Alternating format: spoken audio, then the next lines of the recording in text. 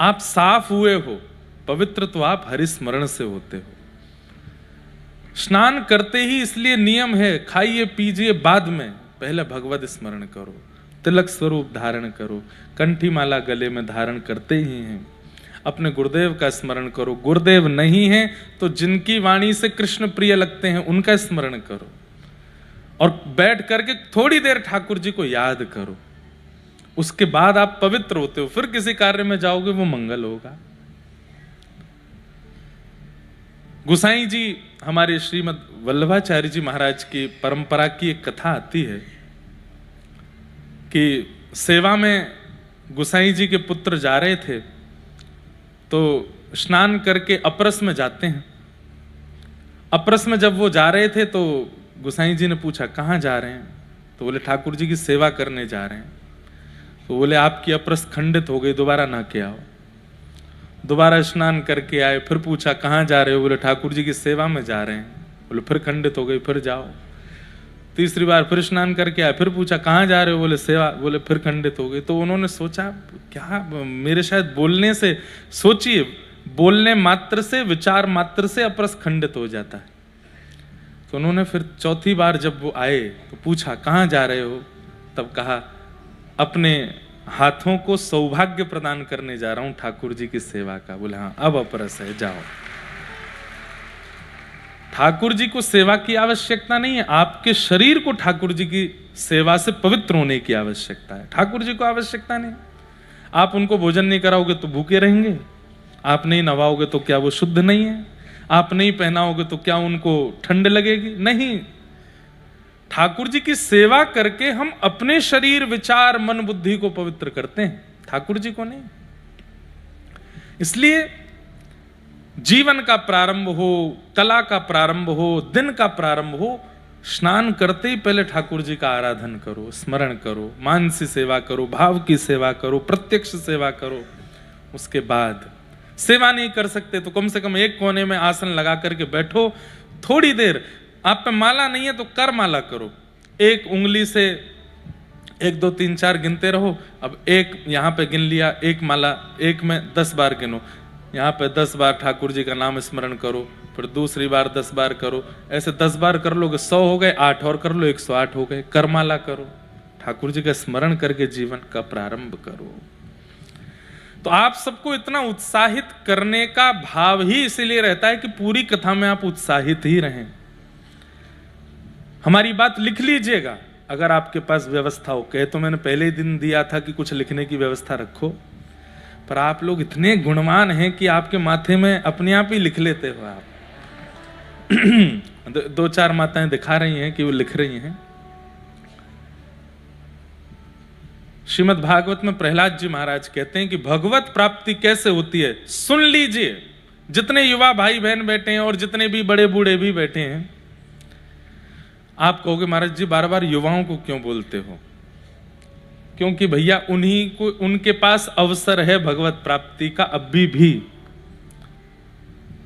और जो बड़े बूढ़े हैं वो तो, उनके लिए तो ठाकुर जी व्यवस्था करके बैठे हैं, वैकुंठ में आ जाओ। सब तैयारी है। लेकिन युवाओं को तो यहां मिले, इसलिए युवाओं को पहले ही हम संकेत कर देते हैं। प्रहलाद जी महाराज कह रहे हैं, प्रहलाद जी महाराज कह रहे हैं, इसका मतलब क्या समझिए, हम सब भक्तों के स्वामी, अग्रगण्य, सबसे आगे चल रहे हैं प्रहलाद जी। हम भक्तों के अग्रगण्य कह रहे हैं कि ठाकुर जी को प्राप्त करने के लिए क्या आवश्यक होना चाहिए अपने जीवन में। न दानम न तपो नेज्य न शौच्यम न व्रतानि च प्रीयते मलया भक्त्या हरिरन्यद्विडम्बनम। प्रहलाद जी कह रहे हैं ना तो वो दान से मिलेंगे, आप पूरा दान कर दो। कई बड़े बड़े व्यापारी अपने व्यापार में शेयर रखते हैं ठाकुर जी का। हमारे बिहारी जी में भी, द्वारिका में भी, हमारे रणछोड़ में भी, श्रीनाथ जी में। इधर देखो, यहां देखो, ध्यान से सुनो। और अपने ये श्रीनाथ जी के पास में तो सांवलिया सेठ हैं? सांवरिया सेठ में तो यही होता है। वहां तो आधे से ज्यादा व्यापारियों ने शेयर ही दे रखे हैं ठाकुर जी को। लेकिन उनका शेयर देने के पीछे कारण क्या है पता है? जय जय, अगर शेयर गिरे तो आपके गिरेंगे, हमारे नहीं गिरेंगे। तो देख लेना भाई। देखो, वृंदावन की सेवा रीति कहती है ठाकुर जी पर आप भार मत बनिए, आप उनसे प्रेम करते हैं। हमारे वृंदावन में एक स्थान है, वहां मैं हर वर्ष 1-2 दिन की सेवा कथा की करता हूं। बहुत छोटा सा स्थान है लेकिन अति दिव्य स्थान है। स्थान का नाम है कोकिल साईं। सिंधी समाज का स्थान है लेकिन अद्भुत स्थान है।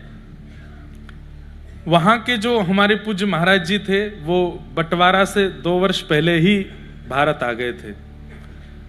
अब आप विश्वास नहीं मानेंगे, वो भजते हैं श्री जनक लली जी को, सीता जी को, और रहते हैं वृंदावन बरसाना में। ऐसे बड़े महापुरुष हैं आज भी जो ध्यान करते हैं राघव जी का और दर्शन करते हैं राधारमण जी का। एक बाबा थे सीताराम बाबा, वो तो वृंदावन में सब जगह जाते। कुंज बिहारी लाल जी की दर्शन करने जाते तो बिहारी जी के सामने वृंदावन में खड़े होकर के बोलते, जय हो कनक बिहारी लाल की जय। कनक बिहारी जी अयोध्या में, और यहां बिहारी जी का दर्शन करते हैं बोलते हैं कनक बिहारी।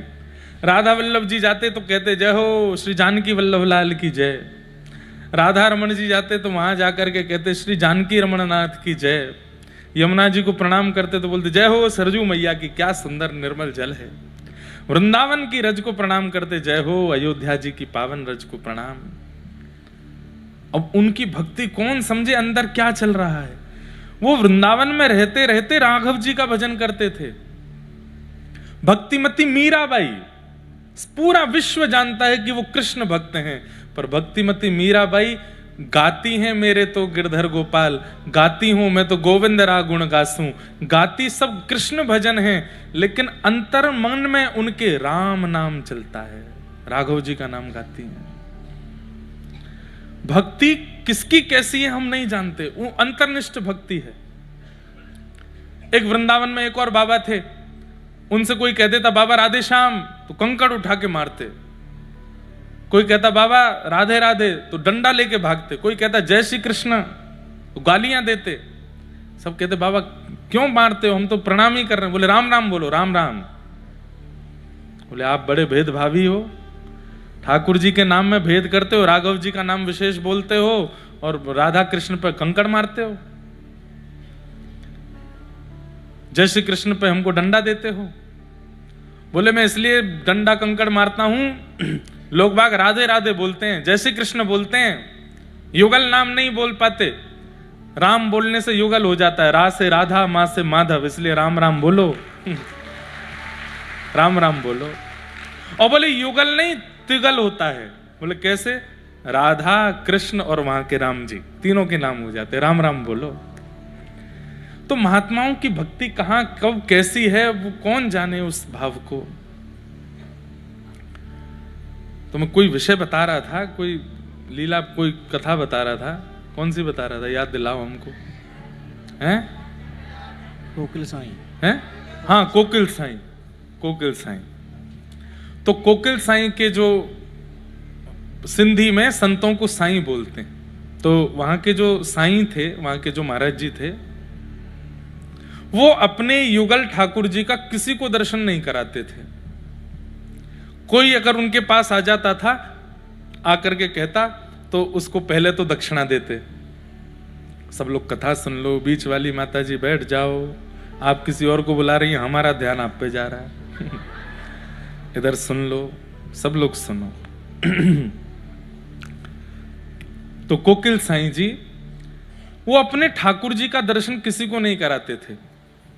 कोई अगर उनके पास पहुंच जाता ना तो उसको देख के वो इतने उत्सुक हो जाते, उसको बुलाते, इधर आओ, ये लो 100-200 रुपया लो, कम लग रहे हैं और दूं? नहीं नहीं, हमें ये नहीं चाहिए, हमें तो दर्शन करने। बोले तू बैठ तो 500 रुपया ले ले। बंटवारे से पहले 500 रुपया दे देते। फिर वो तो भोजन करोगे, रोटी दाल चावल सब्जी सब पवाते प्रेम से, खूब पेट भर जाता, तृप्त हो जाता, दक्षिणा भी दे दी। वो कहते महाराज जी आपने सब दर्शन तो करा दो। वो दर्शन नहीं कराऊंगा, इसीलिए तो तुझे धन दे रहा हूं, अन्न दे रहा हूं, लोभ दे रहा हूं कि तू भाई यहीं से लौट जा, ठाकुर जी के सामने मत जा। क्यों? बोले मेरे प्रिया प्रियतम बड़ी कृपा करके मेरे पास आए हैं, अगर तूने उनके सामने जाकर के कुछ मांग लिया तो वो संकोच में आ जाएंगे, इसलिए मैं उनके दर्शन नहीं कराऊंगा। जो चाहिए मुझसे मांग ले, उनसे नहीं मांगना। उनको विहार करने दो, उनको आराम करने दो, उनको लीला करने दो, उनको निकुंज में रस लेने दो। अरे हम संसार के लोग कर ही क्या रहे हैं? उनको निकुंज देना तो दूर की बात, उनको परेशान करते हैं, उनके सामने जाकर के सब बताने लगते हैं, ऐसा चल रहा है, वैसा चल रहा है, ये हो रहा है। बोले भैया तुझे जो शिकायतें हैं मुझे बता, तू कहे तो मैं अपनी प्रॉपर्टी तुझे दे दूंगा, लेकिन मेरे ठाकुर जी से कुछ नहीं मांगना। ऐसे थे। और उनकी छोटी सी जानकी जी थी, उन जानकी जी को वो अपनी पगड़ी में रखते थे कि कोई देख ना ले। वहां के सब महापुरुष बताते हैं कि जब साईं निकुंज में चले गए तो उनकी सब सामग्रियां हमने सजा के रखी। वो जो हाथ में बैंत रखते थे, जो छड़ी रखते थे, जो पाग पहनते थे, जो गले में पहनते थे, लेकिन महाराज जी वो सिया जी ही प्रकट होके साईं को लेके गई। वो कभी वो मिली ही नहीं, कहां गई, कहां है उनका धाम। तो वृंदावन की सेवा तो ऐसी है, राजी रहो, आप राजी रहो, तुम सो कछु न चाहिए हो, मुझे आपसे कुछ नहीं चाहिए, बस आप राजी रहो, आप प्रसन्न रहो, आप निकुंज में रहो, आप सुख से विराजो। प्रेम का एक स्वरूप होता है। पत्नी पति से प्रेम करती है, पति पत्नी से प्रेम करता है।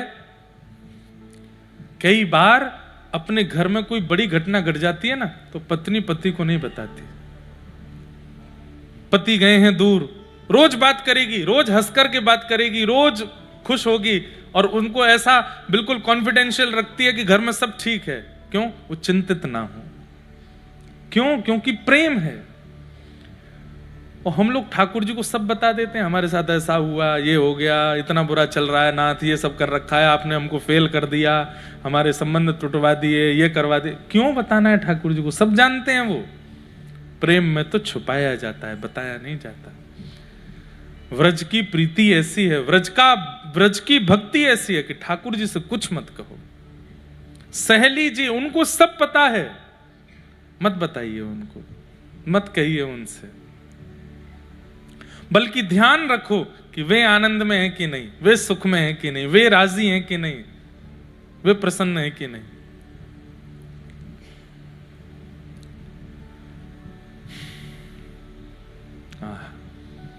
तो ऐसे सब भावना है। प्रश्न तो बहुत सारे आए हैं, लेकिन एक जरूरी लगा हमको, वैसे जरूरी सबके हैं। अगर हमारा कोई परिचित या परिवार का सदस्य गलत मार्ग पर चला जाए, खान पान अपवित्र हो जाए, तो उसको सुधारने के लिए हम स्वयं भजन पूजन इत्यादि करें तो क्या वह सुधर जाएगा? अब बुखार मुझे चढ़ा है, दवाई केजरीवाल जी खा लें। महाराज जी आप बिल्कुल निश्चिंत रहो, 104 बुखार, मैं पैरासीटामोल खा के आता हूं, अभी उतरेगा आपका बुखार। अगर कोई व्यक्ति व्यभिचारी है तो प्रहलाद जी के भजन से हिरण्यकश्यप सुधर जाना चाहिए था। राम जी को देख करके मंथरा को सुधर जाना चाहिए था। सन्मुख आते ही कुंभकर्ण की बुद्धि फिर जानी चाहिए थी। इनका प्रभाव होता है, ठाकुर जी की संगति का, वैष्णवों की संगति का, किसी अन्य के भजन का प्रभाव का असर होता है, पर सामने वाला व्यक्ति थोड़ा तो रास्ता प्रदान करे उस असर को भीतर आने के लिए, तो ही होगा, नहीं तो नहीं होगा। अब वो व्यभिचार पे व्यभिचार किए जा रहा है, बुरे से बुरे काम किए जा रहा है, बिल्कुल भी तनिक भर भी उसके अंदर कोई मार्ग नहीं है, आपके सद्भाव उसके अंदर प्रवेश करें, कैसे सुधर जाएगा?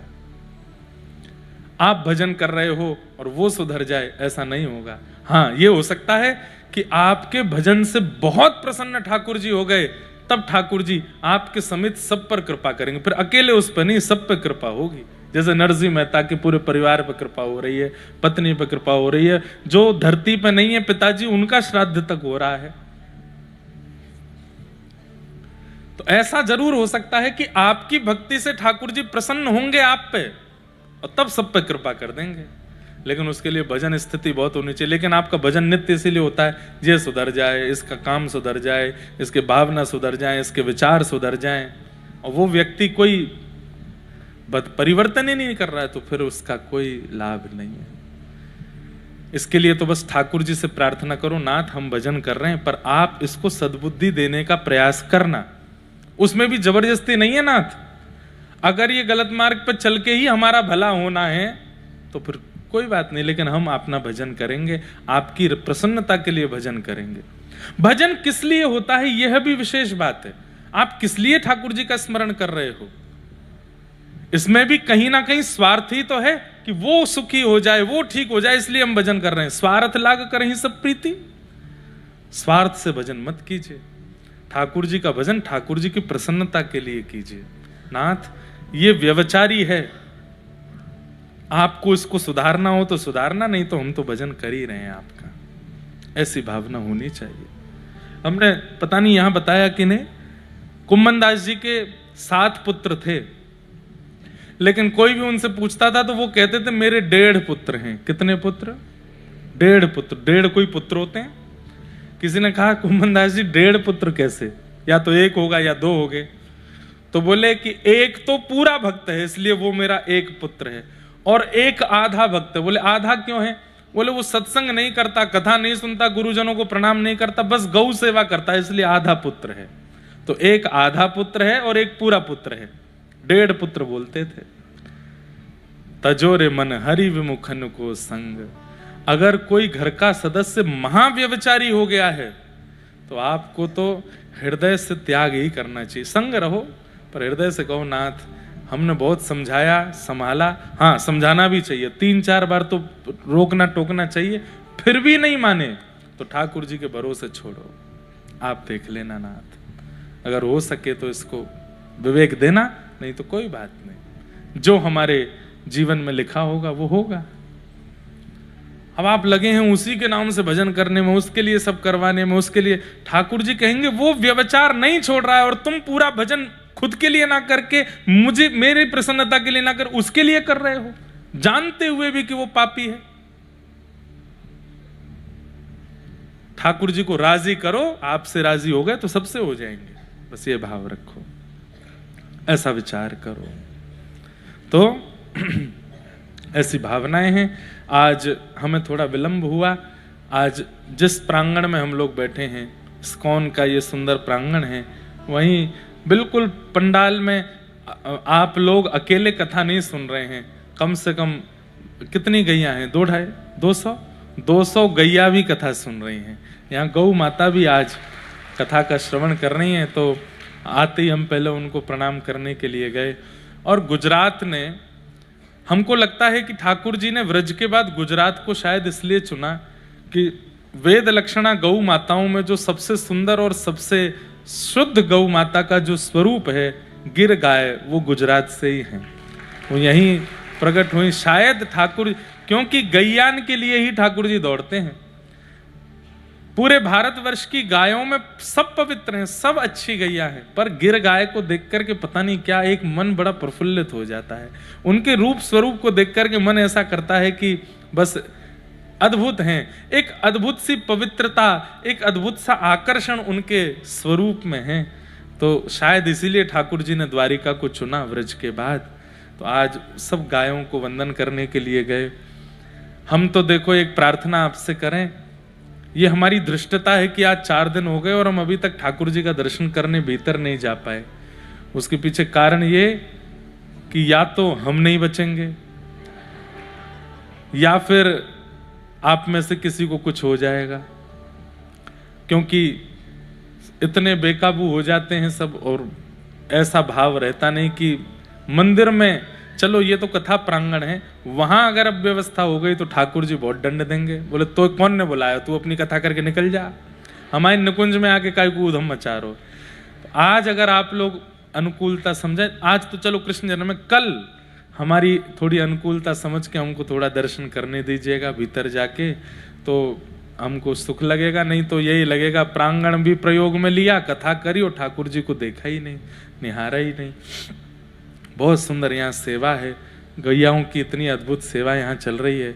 सबको हम बारंबार प्रणाम करते हैं, वंदन करते हैं और आज के प्रसंग में प्रवेश करते हैं। प्रसंग हमने कल कहा था कि भगवान ने उत्तरा के गर्भस्थ शिशु की रक्षा की। तत्पश्चात ठाकुर जी ने कहा कि भाई देखो अब सब कुछ ठीक हो गया, पांडवों महाभारत युद्ध जीत गए, उत्तरा के बालक पर ब्रह्मास्त्र चल रहा था वो भी शांत हो गया, द्रौपदी के 5 पुत्रों का वध हुआ, उसके दोषी को भी सजा मिल गई। अब मुझे आज्ञा दो, अब मैं द्वारिका जाऊं। और जैसे ही ठाकुर जी द्वारिका जाने की बात बोले सब भावुक हो गए, रथ में आरूढ़ हो गए। अब सब बोल रहे हैं कि हम रोकें भी कैसे, इनका भी पूरा परिवार है वहां पर। और ठाकुर जी को कोई रोकने भी जाता तो बोले भाई क्यों रोक रहे हो, बोले कि रुक जाओ, हमारे तेरी तो एक पत्नी है, मेरी तो 16,108 है, और हर पत्नी के ये इतने बालक सब मेरी बाट निहार रहे हैं, सब पिता को देखे बिना बेचारे विचलित हो रहे हैं। दूसरी बात, पूरी द्वारिका नगरी में एक बात आपको सुनाएं, पूरी द्वारिका में एक महामारी जैसी फैल गई थी। क्या? ठाकुर जी के दर्शन के वियोग की महामारी। इतनी याद आ रही है सबको ठाकुर जी की, तो रुक्मणी जी ने पत्र लिखा है ठाकुर जी को कि आप जल्दी पधारो, नहीं तो द्वारिका जीवित नहीं बचेगी। तो ठाकुर जी बाध्य हो गए कि अब मुझे जाना है। कुंती ने भगवान की स्तुति गाई, बहुत सुंदर है, लेकिन उसके विस्तार में गए तो कृष्ण जन्म नहीं हो पाएगा। कुंती जी ने स्तुति गाई, ठाकुर जी स्तुति सुन के उन पर कृपा करके जैसे ही आगे निकले तभी देखते हैं कि युधिष्ठिर रोने लगे। कई बार बंधुओं व्यक्ति का रुदन बता देता है कि किस कारण से रो रहा है।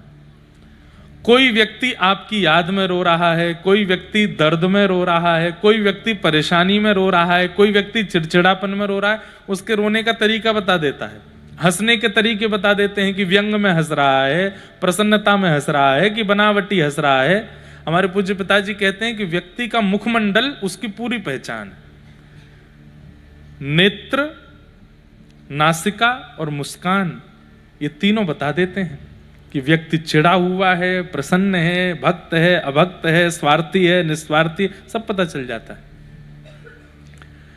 तो भगवान रुदन से पहचान गए, ये सब तो मेरी याद में रो रहे हैं कि मैं जा रहा हूं, पर ये युधिष्ठिर के रुदन से पता चल रहा है कि ये किसी और कारण से रो रहा है। इसलिए इतने भावुक लोगों में ठाकुर जी ने युधिष्ठिर को बुलाया, क्या बात है, क्यों रो रहे हैं आप? युधिष्ठिर जी ने तुरंत कारण बताया। बोले मैंने कितनी माताओं को विधवा कर दिया, मैंने कितने बालकों को अनाथ कर दिया। अगर मैंने महाभारत युद्ध ना किया होता तो इतनी माताएं प्रसन्न होती, इतने बालक अपने पिता की गोद में बैठे होते। मैंने अपनों को मार दिया। अरे कौरव कौन है? मेरे अपने ही तो थे, मेरे गुरु ही तो थे, मेरे बड़े ही तो थे, सबको मार दिया मैंने। अब मुझे नरक जाने से कोई नहीं रोकेगा। ठाकुर जी बोले अविश्वास, छाया बनकर के मैं खड़ा हूं साथ में, फिर भी रो रहा है। छाया बनकर के पग पग पर, अरे मैं सुदर्शन चक्रधारी अपना सुदर्शन रख करके रथ हाँक रहा हूं अर्जुन का, तब भी इसको मुझ पे भरोसा नहीं है। अब भी इसको यह भय लग रहा है कि ये बंधुओं उन सबको बोली जा रही है बात जो ठाकुर जी की सेवा करते हुए भी अपने जीवन में आने वाली परिस्थितियों से रोने लगते हैं। ठाकुर जी कहते हैं महल छोड़ करके तेरे घर की एक छोटे से कोने में बैठा हूं मैं, किसके लिए? तेरे लिए, और तू फिर भी रो रहा है क्योंकि अविश्वास है मेरे प्रति। इसलिए बंधुओं ठाकुर जी पर मैंने पहले दिन ही कथा में कहा, ठाकुर जी से बलवान दुनिया में कोई नहीं है सिवाय अविश्वास के। अविश्वास आते ही ठाकुर जी भी बैक स्टेप ले लेते हैं, पीछे हो जाते हैं, अब तू संभाल ले अपने आप को। हम ये नहीं कहते कि हाथ पे हाथ धरे बैठे रहो, जीवन में आने वाली परिस्थिति से जूझिए, लड़िए, दिमाग लगाइए, जो कर सको करिए, पर विचलित मत होइए। कई बार टूट जाते हैं, हम भी टूट जाते हैं अपनी परिस्थितियों से, आप भी टूटते हैं, पर तुरंत संभालिए। ठाकुर जी बैठे हैं ना, सब मंगल करेंगे, इसमें मेरा मंगल ही होगा। इसीलिए आप मान लीजिए अमंगल कार्य भी अगर होगा और आपने ये सोच लिया कि नहीं ठाकुर जी ने इसमें मेरा मंगल सोचा है, तो वो मंगल ही होगा। विश्वास अमंगल को मंगल में परिवर्तित कर देता है। जान के नाथ सहाय करे जब, कौन बिगाड़ करे नर तेरो, जानकी नाथ सहाय करे जब, कौन बिगाड़ करे नर तेरो। और जानकीनाथ सहाय करते कब हैं? जब व्यक्ति का आंख नाक कान सब बंद करके भरोसा है ठाकुर जी पे, ये सब संभाल लेंगे। ठीक है, गिरावटें आ रही हैं, मुश्किलें आ रही हैं, परेशानियां आ रही हैं, कोई बात नहीं, इसमें कोई मंगल ही होगा मेरा। बंधुओं, अति पीड़ा ही अंत में सुख देके जाती है। ऐसे ही जीवन में आने वाली अति विपत्ति ही जाते जाते बहुत सुख देके जाती है। बस प्रतीक्षा करे और विश्वास रखे, भरोसा ना टूटने दे। ठाकुर जी ने देखा, युधिष्ठिर तूने एक बार भी यह विचार नहीं किया कि मेरे साथ खड़ा कौन है। द्वारिकाधीश तेरे बगल में खड़े हैं, तुम्हारी भोजन थाली में अपनी थाली ठाकुर जी अलग से नहीं लगाते हैं, युधिष्ठिर आदि की थाली में से बैठ के पाने लगते हैं। तब भी तुझे रोना आ रहा है, तब भी तुझे अविश्वास हो रहा है, तभी तुझे चिंता हो रही है, क्योंकि मेरे प्रति अविश्वास है। आप इस अविश्वास को दूर कीजिए ना, जैसे अर्जुन का दूर किया था वैसे मेरा। भगवान बोले यही काम है मुझ पर, उसको ज्ञान दिया, अब तुझे दूं, तो फिर तेरे बाद नकुल सहदेव रोएंगे, फिर उनको सुनाऊं, फिर कुंती रोएगी, फिर उसको बताऊं। हम एक ही बार बोलते हैं और संकेत में बोलते हैं, जिसको समझना है एक बार में समझ ले, दोबारा दोहराता नहीं मैं। तो बोले फिर मेरा अविश्वास कैसे जाए? बोले कि मैं एक बार बोलता हूं, फिर मेरे भक्त बार बार बोलते हैं। एक मेरा भक्त है, वो तेरे अविश्वास को दूर करेगा। कौन? बाणों की सैया पर लेटे हैं भीष्म पितामह। चलो, और एक बात और, भीष्म पितामह को इच्छा मृत्यु का वरदान है। जब तक उनकी इच्छा नहीं होगी मर नहीं सकते, चाहे बीच से अलग हो जाएं। तो मृत्यु देवी सामने खड़ी है भीष्म पितामह के, और भीष्म पितामह से कह रही है मैं आऊं। भीष्म पितामह कह रहे हैं खबरदार, खड़ी रहे, बिल्कुल आना नहीं। कब तक नहीं आना?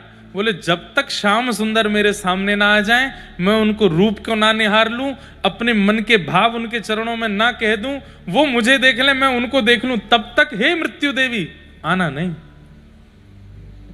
बंधुओं, ऐसी इच्छा मृत्यु हर वैष्णव को रखने की छूट है। आप आज से एक नियम बना लीजिए, हम ठाकुर जी से कुछ नहीं मांगेंगे, लेकिन एक बात मांगेंगे, क्या? कि नाथ, जब तक आप मेरे सामने आ ना जाओ, मृत्यु मेरा स्पर्श ना करे। मृत्यु आए ही तब जब आपके दर्शन हो जाएं। ये नित्य मांगना प्रारंभ कर दो। हनुमान जी से मांगो, शंकर जी से मांगो, अंबे मैया से मांगो, ठाकुर जी से मांगो, संतों से मांगो, वैष्णवों से मांगो। बोले जीवन में सुख दुख कर्म ये सब मैं निर्माण कर लूंगा, मेरा अंत मेरे हाथ में नहीं है, वो ठाकुर जी के हाथ में। इसलिए मैं अंत मांगता हूं कि ठाकुर जी की सन्निधि में अंत हो मेरा, और मुझे कुछ नहीं चाहिए।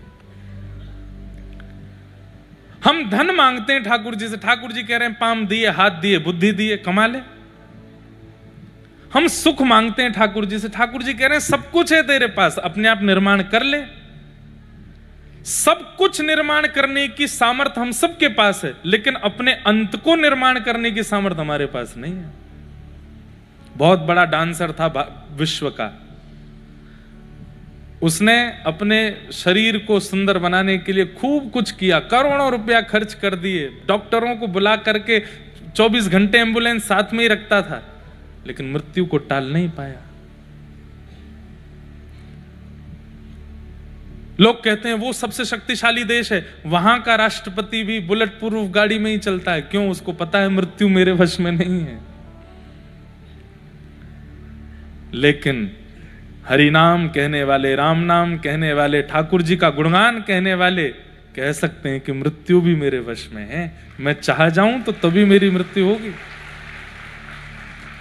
कितने नाम गिनाऊं आपको? धर्म सम्राट स्वामी श्री करपात्री जी महाराज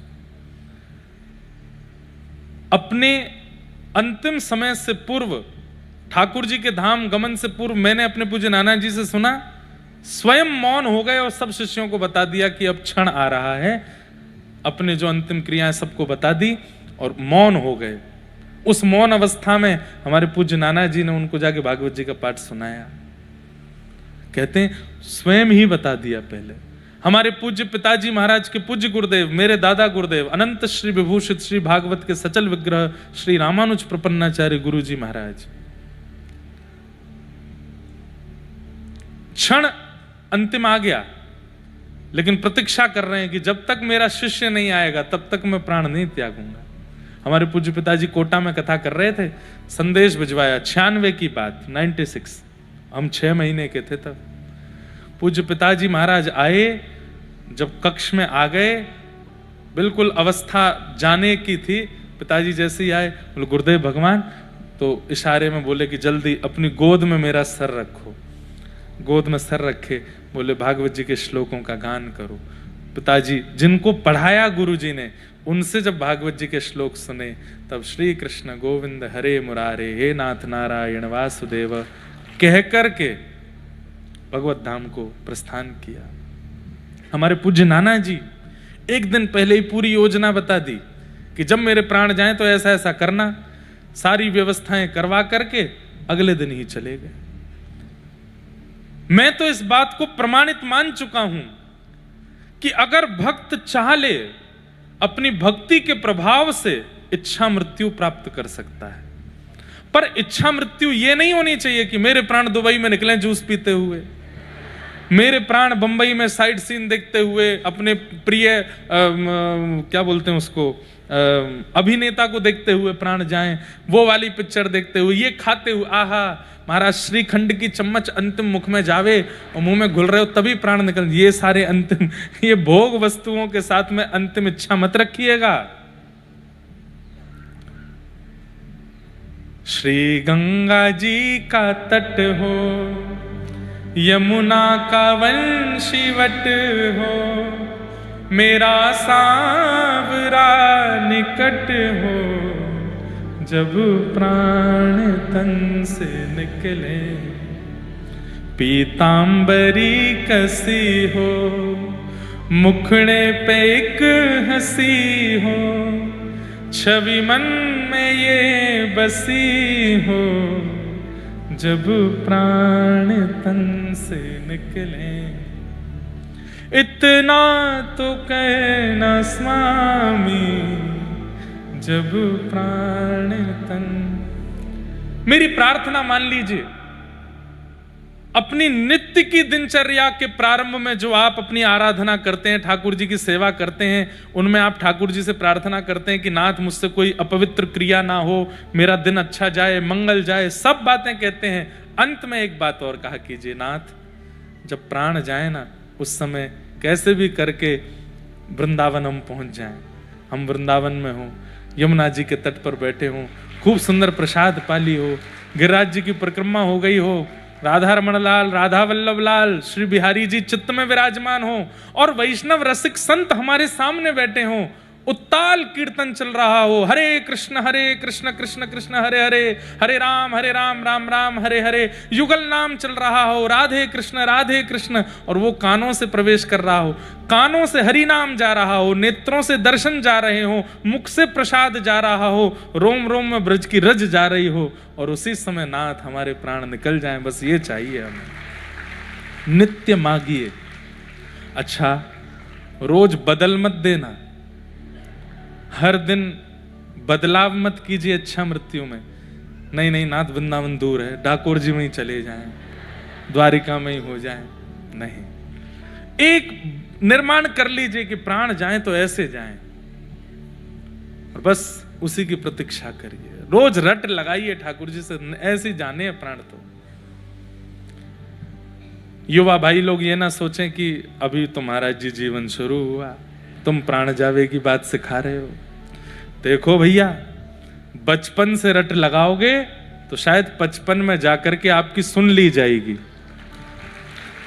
55 में रटना शुरू करोगे तो फिर शमशान में ही जाके सुनी जाएगी। इसलिए बचपन से ही बोल लो। ये भी प्रहलाद जी महाराज कहते हैं, कौमारा चरित प्राज्ञो धर्मान भागवतान इह। कुमार अवस्था से ठाकुर जी से बात करना शुरू कर दीजिए, अपनी भावनाएं बताना शुरू कर दीजिए, अपनी भगवत इच्छाएं बताना शुरू कर दीजिए कुमार अवस्था से।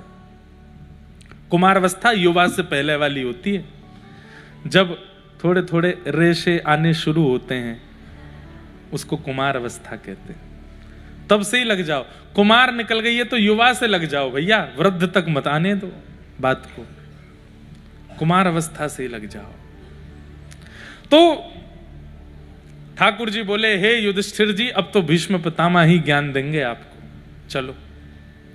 यहां भीष्म पितामह बाणों की सैया पर, बंधुओं एक कांटा हमको लग जाता है तो पूरे विचलित हो जाते हैं हम। हजारों बाण लगे हैं भीष्म पितामह को, एक एक बूंद करके रक्त गिर रहा है प्रत्येक रों से। इतने भयावह कष्ट में भी भीष्म पितामह प्रतीक्षा कर रहे हैं, मेरे श्याम सुंदर आ रहे होंगे। बंधुओं, भीष्म पितामह अद्भुत पात्र हैं महाभारत के। संग किया कौरवों का पर अंत इनके जैसा नहीं हुआ। आप लोग कहेंगे महाराज जी, जब वो इतने ज्ञानी थे, इतने भक्त थे, तो उनको इतना विवेक नहीं आया कि मैं कौरवों का संग ना करूं, पांडवों का संग करूं? कई बार बंधुओं, विवेकी व्यक्ति जानबूझ करके करता है कई क्रियाओं को। उसको पता है कि मैं गलत कर रहा हूं, लेकिन वो फिर भी उसके मन में क्या चल रहा है वो वही जानता है। जैसे भीष्म पितामह से भगवान ने पूछा कि हे भीष्म पितामह, तुम जानते थे कि ये कौरव ठीक नहीं है, फिर भी तुमने इनका संग क्यों किया? ये कौरव उचित नहीं है, फिर भी तुमने इनका साथ क्यों दिया? अरे इन्होंने द्रौपदी को निर्वस्त्र किया था बड़ी सभा में, ऐसे लोगों का तुमको साथ देना चाहिए। भीष्म पितामह बोलते, मैं जानता हूं कि मैंने कौरवों का संग गलत किया, कौरव ठीक नहीं है, कौरव अच्छे नहीं है, लेकिन नाथ मेरा पक्ष तो सुनिए। बोले बताओ। बोले यदि मैं पांडवों के पक्ष में होता तो महाभारत युद्ध में या तो आपके दाहिने खड़ा होता या आपके बाएं खड़ा होता, और कहीं संभवतः आप मेरे ही सारथी बन गए होते तो आपके पीछे खड़ा होता। दाहिने खड़ा होता तो आप आधे दिखते, बाएं खड़ा होता तो आधे दिखते, पीछे खड़ा होता तो पीछे से ही दिखता। सन्मुख दर्शन तो सामने से ही हो सकता है, इसलिए कौरवों के पक्ष में गया मैं। और वो अपनी स्तुति में इस बात का प्रस्ताव करते हैं। आहा, क्या कहते हैं भीष्म पितामह, बहुत सुंदर है पितामह की स्तुति। पितामह कहते हैं, बोले कि मैं महाभारत युद्ध में कर क्या रहा था? 10 दिन तक तो सुस्त बैठे थे भीष्म पितामह। पूरा प्रसंग सुनाते हैं। भीष्म पितामह 10 दिन तक तो कुछ नहीं कर रहे थे, केवल बैठे बैठे नजर घुमा रहे थे। जब 10 दिन में कौरवों की सेना समाप्त होने लगी, तब दुर्योधन ने इनको एक व्यंग मारा, खाते हमारा अन्न है, भला चाहते उन लोगों का है। तब भीष्म पितामह बोले, ए दुर्योधन, क्या बोले तुम जानते नहीं मैं कौन हूं? अगर अपनी पर आ जाऊं तो एक दिन में पूरे महाभारत युद्ध को विश्राम कर सकता हूं। तो दुर्योधन ने ये और क्या, करिए ना, फिर बोल क्यों रहे, करिए। पितामह भीष्म बोले, कल जो होगा वो तो तू बाद में देखना, उससे पहले मेरी एक बात सुन। बोले क्या? तेरी पत्नी का नाम क्या है? बोले भानुमति, उसको भेजना मेरे पास, ऐसा आशीर्वाद दूंगा उसको, अखंड सौभाग्यवती भव। नहीं मरेगा तू। अब जब तू मुखिया ही नहीं मरेगा तो फिर महाभारत युद्ध तो तेरे पक्ष में जाएगा ना। जब तक मुख्य राजा नहीं मरता तब तक युद्ध चलता रहता है। तेरी पत्नी को जब अखंड सौभाग्यवती का आशीर्वाद दे दूंगा, इसका मतलब तुझे जीवित रहना पड़ेगा, फिर तो महाभारत युद्ध तू ही जीतेगा। कल से तो मैं करूंगा सो करूंगा, लेकिन आज रात्रि तेरी पत्नी को आशीर्वाद देता हूं। जैसे ही संध्या से निवृत्त हूं, अपनी पत्नी को भेज देना, उसको आशीष दे दूंगा, अपने संपूर्ण जीवन के संध्या का फल उसको दे दूंगा। बात तो हो रही थी भीष्म पितामह और दुर्योधन के बीच में, पर कान खड़े हो गए ठाकुर जी के।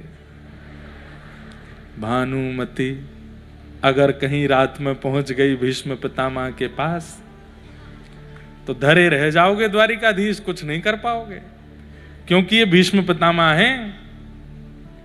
ठाकुर जी भी जानते हैं कि एक व्रतधारी का, एक तपस्वी का, एक नियम से रहने वाले का बल कितना होता है। ठाकुर जी बोले, मैं ठाकुर जी होते हुए भी कुछ नहीं कर पाऊंगा फिर। भगवान ने रात भर शाम को योजना बनाई, बोले क्या करूं क्या करूं, भानुमति से पहले कोई द्रौपदी पहुंच जाए तो बहुत बढ़िया होगा। भानुमति को आशीर्वाद मिलेगा तो अकेला दुर्योधन बचेगा, द्रौपदी को आशीर्वाद मिले तो पांचों बच जाएंगे। पांचों बच जाएंगे। बोले युद्ध तो अपने स्तर पे चल ही रहा है, भीष्म पितामह का आशीर्वाद और मिल जाए तो एक सेफर साइड हो जाएगा। क्यों?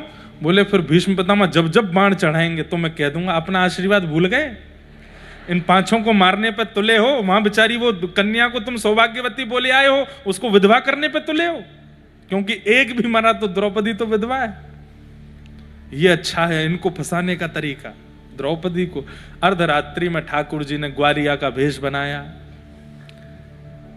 पहुंच गए द्रौपदी के पास। सो रही थी द्रौपदी, तुरंत ठाकुर जी ने द्रौपदी को उठाया, लालटेन तेज की, भगवान काजल से ऐसी मूंछ ऊंच जैसी बना लाए थे अपनी, और बढ़िया विचित्र सा रूप, मोटा मोटा काजल, सिर पे बिल्कुल जैसे गैया चराने वाले होते हैं ना, बिल्कुल ग्वारिया जैसा भेष धारण करके ठाकुर जी और पहुंच गए। द्रौपदी चल, द्रौपदी बोले इतनी रात को? बोले कि भीष्म पितामह को प्रणाम करना, और सुन घूंघट निकाल के जाइयो, एक शब्द भी, तुझे मौन रहना है, बस एक शब्द भी बोलना नहीं, प्रणाम करना, भीष्म पितामह आशीर्वाद दें, चुपचाप बाहर आ जाना। द्रौपदी बोली उन्होंने पूछा कि इतनी रात को तू अकेली आई तो क्या बोलूं? बोले बोल देना हमारा ग्वारिया आया है साथ में, मैं बाहर बैठा रहूंगा, इसके अलावा कुछ मत कहना।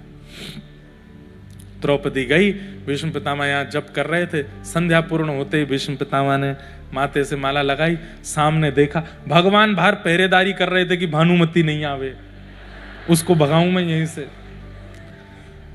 बार बार देखें जल्दी कर द्रौपदी।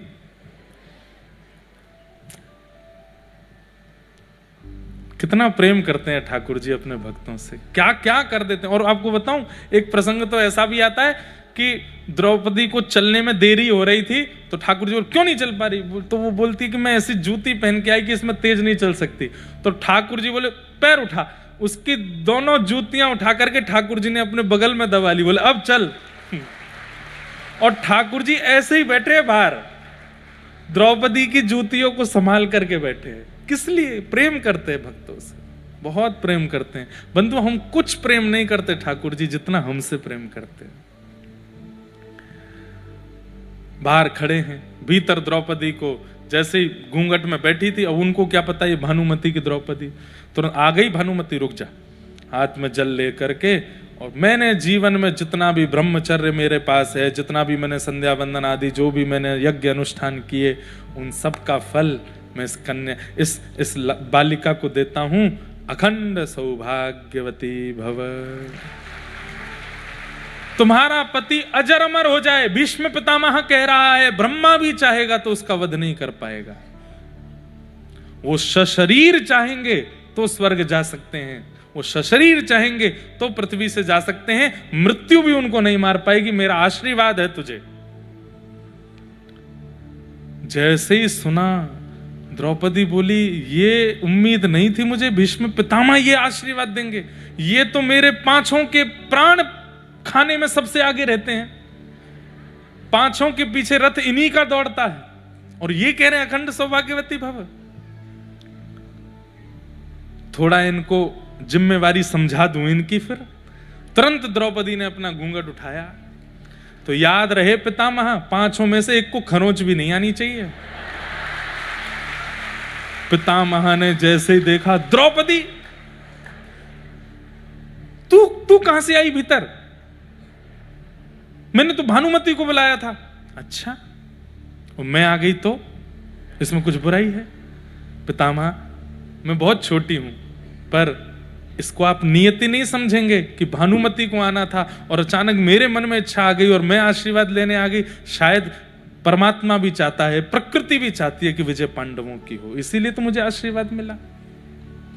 भीष्म पितामह के नेत्र सजल हो गए, बोले मन से तो मैं क्या हूं ये प्रकृति जानती है, मैं रह भले ही कौरवों के पक्ष में रहा हूं, लेकिन अब विजय तो पांडवों की होगी, कोई नहीं हरा सकता। द्रौपदी बोली अच्छा मैं चलती हूं। जैसे ही द्रौपदी जाने लगी, पितामह भीष्म रुको रुको रुको, तुम अकेली आई हो यहां पे? द्रौपदी बोली अब फंसी, नहीं अकेली तो नहीं आई हूं, ग्वारिया। ग्वारिया?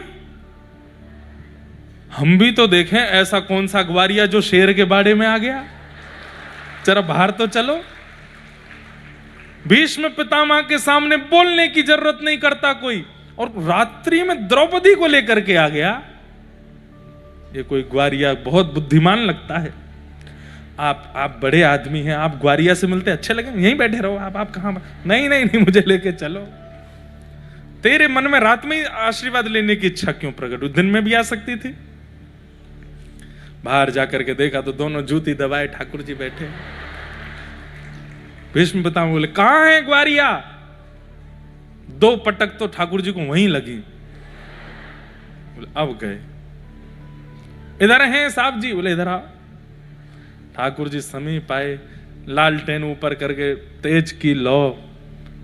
द्रौपदी, ये ग्वारिया देखा देखा सा लगता है कहीं। पगड़ी उतारो अपनी। जैसी पगड़ी उतारी, घुंघराले केश ठाकुर जी के खिल गए। मोर पिछ जो दबा हुआ था पाग के अंदर वो प्रकट हो गया। भीष्म पितामह ने अपने उपरना से वो मूछ मूछ बना के आए थे, सब मिटाई। आहा, अब देखो जब मुख्य किरदार मंच पर आता है ना तो सामने लाइटमैन तुरंत फोकस डालता है उस पर। चंद्रमा तो था द्वितीया का, लेकिन ठाकुर जी की छवि अंधेरे में दिख नहीं रही थी तो पूर्णिमा प्रकट हो गई, तुरंत ठाकुर जी को दिखा दिया। भीष्म पितामह ने देखा तो ये है तेरा ग्वारिया सखा है, छलिया कपटी माखन चोर।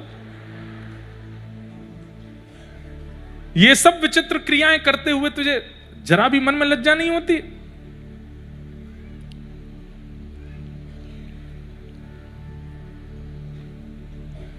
द्रौपदी मेरी बात सुनो। क्या मैंने तुझे अखंड सौभाग्यवती का आशीर्वाद दिया है, पर मैं जिम्मेदारी इसको देता हूं कि 5 के प्राण बचाने की जिम्मेवारी इनकी है। अब ये बचाएं। आहा ऐसे भीष्म पितामह। और फिर अगले दिन से महाराज लगे। भीष्म पितामह ने भी ठान लिया, लेकर के धनुष बाण और 5 के पीछे ही भागते हैं जहां जहां रथ जाता है। और उसमें भी विशेष रूप से अर्जुन का रथ। ठाकुर जी खूब द्रुत गति से रथ दौड़ाते हैं, कभी इधर कभी उधर। सामने देखते हैं तो भीष्म पितामह खड़े पाते हैं। भीष्म पितामह तो ठाकुर जी बोले और भी लोग हैं, वहां भी चले जाओ, तुमको अर्जुन ही मिला है। लेकिन भीष्म पितामह का केंद्र बिंदु अर्जुन नहीं है। भीष्म पितामह का केंद्र बिंदु है कि तुम शस्त्र उठाओ। तुमने प्रतिज्ञा ली है कि वासुदेव मैं शस्त्र नहीं उठाऊंगा, और मैंने भी प्रतिज्ञा ली है कि वासुदेव कर चक्र न धरहि तो तुमको मुख न दिखाऊं। लाजत है मेरी गंगा जननी, मैं शंतनु सुत न कहाऊं। भीष्म पितामह आज बाणों की सैया पे लेटे हैं, सामने ठाकुर जी आके खड़े हो गए हैं। और तभी भीष्म पितामह सजल नेत्रों से स्तुति गा रहे हैं। इतिमति रूप कल्पिता वितृष्णा, भगवत सात्वत पुंगवे, विभुम्ने स्वसुखमुपगते, क्वचिद् विहर्तुं प्रकृतिमुपेयुषि यद्भव प्रवाह, त्रिभुवन कमनं तमालवर्णं, रविकर गौरवराम्बरं दधाने, वपुरलककुला वृताननाब्जं, विजय सखेरतिरस्तु मेन वद्या। बहुत सुंदर स्तुति गाई। भीष्म पितामह कह रहे हैं कि नाथ, मेरी मति की आज इति हो गई है। इति मतलब विश्राम। मैंने जिस मति से कौरवों का संग किया उसको विश्राम करके मैं आपकी स्तुति गा रहा हूं। और भीष्म पितामह कहते हैं नाथ, जाने से पहले एक अंतिम कार्य आपसे करवाना चाहता हूं। पितामह बोले क्या? मेरी एक बेटी है कुंवारी, उसका ब्याह करना है। पिता के लिए एक बहुत बड़ा एक कार्य हो जाएगा कि वो जाने से पूर्व अपनी पुत्री का कन्यादान कर दे। पितामह, तुम तो बाल ब्रह्मचारी हो, तुम्हारी पुत्री कहां से आ गई? तब भीष्म पितामह कहते हैं कि आपने मति रूपी पुत्री दी है सबको, और ये मति रूपी पुत्री स्वयंवर करती रहती है 24 घंटा। देखो कितनी सुंदर बात। मति हमारी पुत्री है और वो पुत्री क्या करती है? आए दिन स्वयंवर रचाती है। स्वयंवर मतलब वो स्वयं चुनती है कि मुझे इससे मिलना है, इसके पास जाना है, इसका वर्ण करना है, इसको स्वीकार करना है।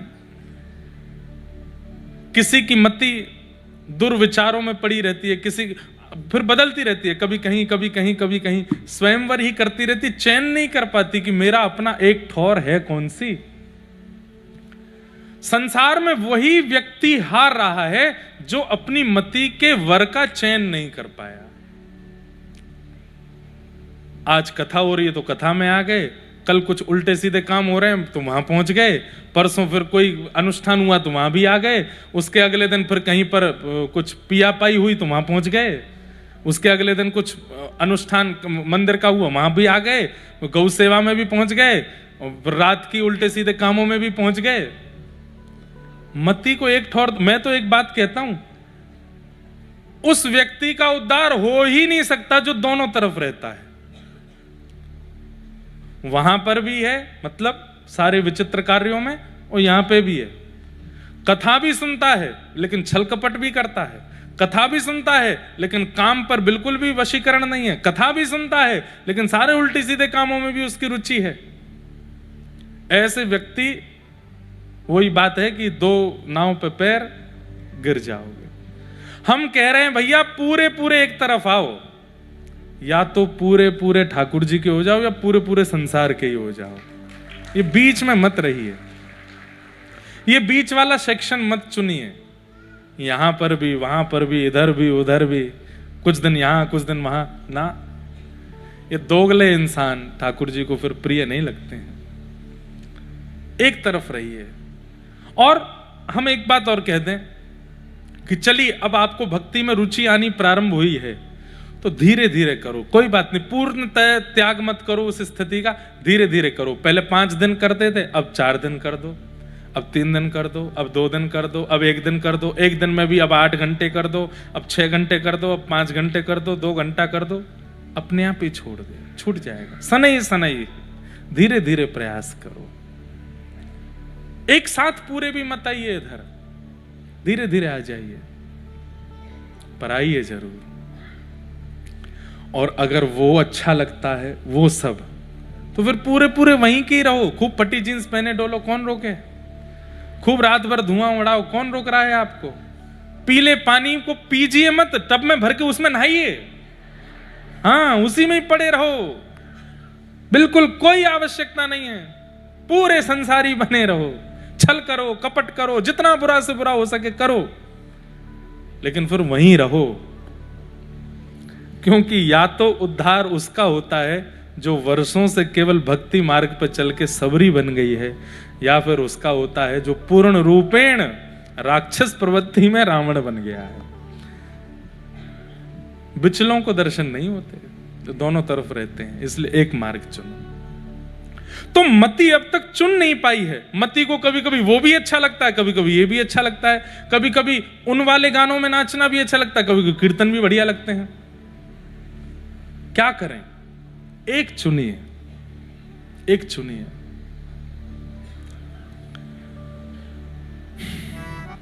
भीष्म पितामह कह रहे हैं, नाथ मेरी मति ने किसी को चुना है। कौन है? त्रिभुवन कमनम तमाल वर्णम रविकर गौरवरांबरम दधाने। जिनकी छटा पर तीनों लोक मोहित रहते हैं, जिनके रूप को देखकर के सूर्य चंद्र आदि भी मोहित हो जाते हैं। अरे महाराज, ठाकुर जी मोहिनी बनकर के प्रकट हुए थे। ध्यान से सुनिए सब लोग, ठाकुर जी मोहिनी बनकर के प्रकट हुए। क्यों हुए थे सबको कथा पता है?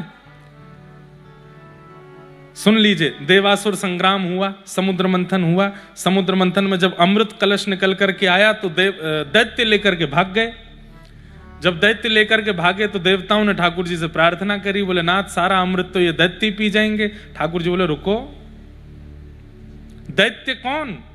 जो रूप पर आकर्षित हो जाए, जो छोटी छोटी चीजों पर आकर्षित होकर के सब अपना बंटा धार कर दे, वही तो दैत्य है। अभी आते हैं। अब ठाकुर जी रूप धारण करके आएंगे तो मोहिनी बन के आए, इतने सुंदर बन के ठाकुर जी आए, इतने सुंदर बन के आए, दैत्यों को मोहित करने आए थे, देवता भी मोहित हो गए। मोहिनी बन करके जब ठाकुर जी आए तो देवताओं में भी ऐसी स्थिति आ गई, बोले अमृत भले ही दैत्य पी लें, हम तो इनसे ब्याह करेंगे। ठाकुर जी बोले मैं हूं, रूप बदल के आया हूं, अब तो समझ नहीं आ रही है बात। इतने सुंदर ठाकुर जी बन के आए। हमारे व्रज में तो कहते हैं लाला तैने बहुत बड़ी कृपा करी जो तू लाला बन के आयो। हे कृष्ण लला तुम होते लली तो गरे कट जाते करोड़न के। बहुत बड़ी कृपा है कि तुम लाला हो। अगर कहीं ये लाली बन करके आते, हो व्रज में रतन राधिका गोरी, व्रज में रतन राधिका गोरी, व्रज में रतन राधिका गोरी, व्रज में रतन राधिका गोरी। भैया सोचिए, ठाकुर जी की आह्लादनी शक्ति किशोरी जी, जिनका रूप दिखता भी नहीं है व्रज में। बिहारी जी के बगल में किशोरी जी बैठी हैं घूंघट करके, राधा वल्लभ जी में बगल में बैठी हैं घूंघट करके, राधा रमन जी में घूंघट करके बैठी हैं, तो पूरे ब्रजमंडल में राधे राधे होती है। अगर घूंघट उठा दें तो कहाँ होएगा? राधिका गोरी, राधिका गोरी, राधिका गोरी, राधिका गोरी, हे राधिका गोरी, राधिका गोरी, राधिका गोरी, राधिका गोरी। हो व्रज में, हाँ व्रज में, हो व्रज में रतन राधिका गोरी, हो व्रज में रतन राधिका गोरी, हे व्रज में रतन राधिका गोरी, रतन राधिका गोरी। श्री राधा रमण लाल की।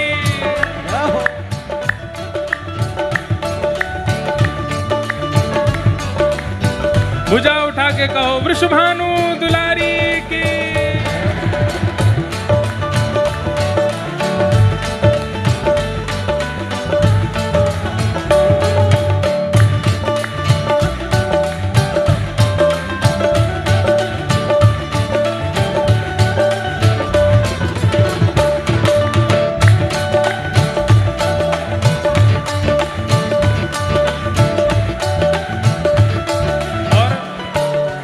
जब रतन हमारी किशोरी जी हैं तो फिर ठाकुर जी तो चोर हैं।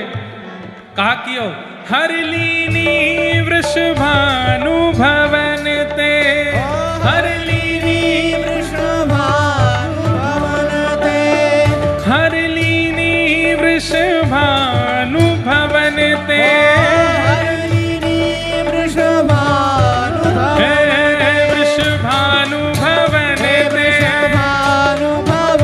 ते, बरसाना भवन ते, ओ हर लीली वृषभानु भवन ते, हर लीली वृषभानु भवन ते। ओ नंद सुवन करि चोरी, नंद सुवन करि चोरी, नंद सुवन करि चोरी, नंद सुवन करि चोरी। हो व्रज में, हाँ व्रज में, हो व्रज में रतन राधिका गोरी, व्रज में रतन राधिका गोरी, व्रज में रतन राधिका गोरी।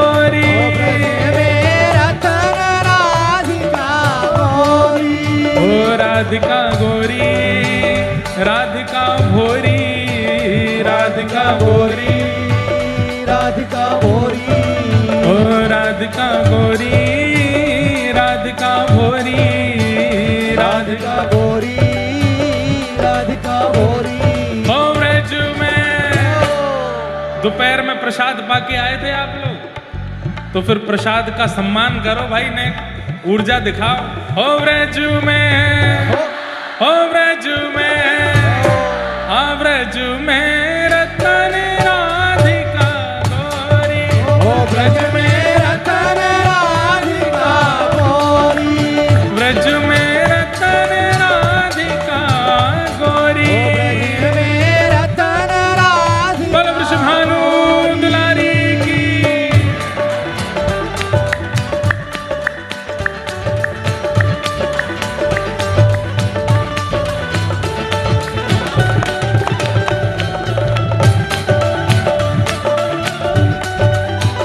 बोलो वृषभानु के जमाई की।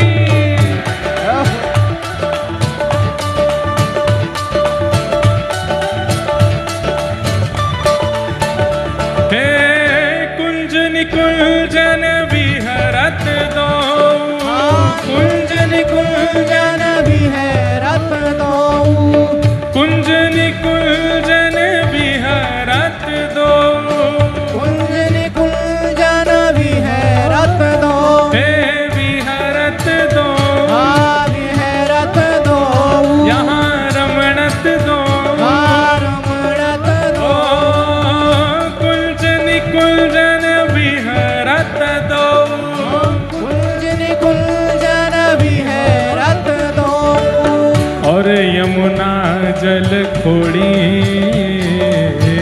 और यमुना जल खोड़ी, ओ कृष्णदास प्रभु गिरधर नागर, कृष्णदास प्रभु गिरधर नागर, हाँ कृष्णदास प्रभु गिरधर नागर, कृष्णदास प्रभु गाइए, हे प्रभु गिरधर नागर, गिरधर नागर, प्रभु गिरधर नागर, गिरधर हे नागर, प्रभु नटवर नागर, प्रभु नटवर नागर, हे प्रभु गिरधर नागर, हे प्रभु गिरधर नागर, कृष्णदास प्रभु गिरधर नागर, कृष्णदास प्रभु गिरधर नागर, ओ नागरी नवल किशोरी, नागरी नवल किशोरी, ओ नागरी नवल किशोरी, नागरी नवल किशोरी, ओ ब्रज में, हाँ ब्रज में, ओ ब्रज में रतन राधिका गोरी, ब्रज में रतन राधिका गोरी, ब्रज में रतन राधिका गोरी, ब्रज में रतन राधिका गोरी, ब्रज में रतन राधिका गोरी, ब्रज में रतन राधिका गोरी, ओ ब्रज में रतन राधिका गोरी, ब्रज में रतन राधिका हे गोरी। जय राधे राधे, राधे राधे, श्री राधे राधे। राधे राधे, हमें कभी कभी मन में भाव आता है, काश आप श्रोता होते, हम नहीं, आप वक्ता होते, हम श्रोता होते, तब ऐसे कीर्तन होते, ऐसी कथा होती, हम नृत्य करके दिखाते। लेकिन अच्छा है हम ही वक्ता हैं, लेकिन हमारे लाल जी का उत्सव आ रहा है अभी 11 से 15। जितनी आप लोग कसर छोड़ते हैं हम वहां पूरी करते हैं। अरे ठाकुर जी ही कीर्तन के माध्यम से, किशोरी जी ही आई हैं, भाव से भुजा उठा के, वृषभानु दुलारी, राधे राधे, प्रियान दुलारी, राधे राधे, श्री कृष्ण प्यारी, राधे राधे, बरसाने वारी, राधे राधे, जय राधे राधे, राधे राधे, श्री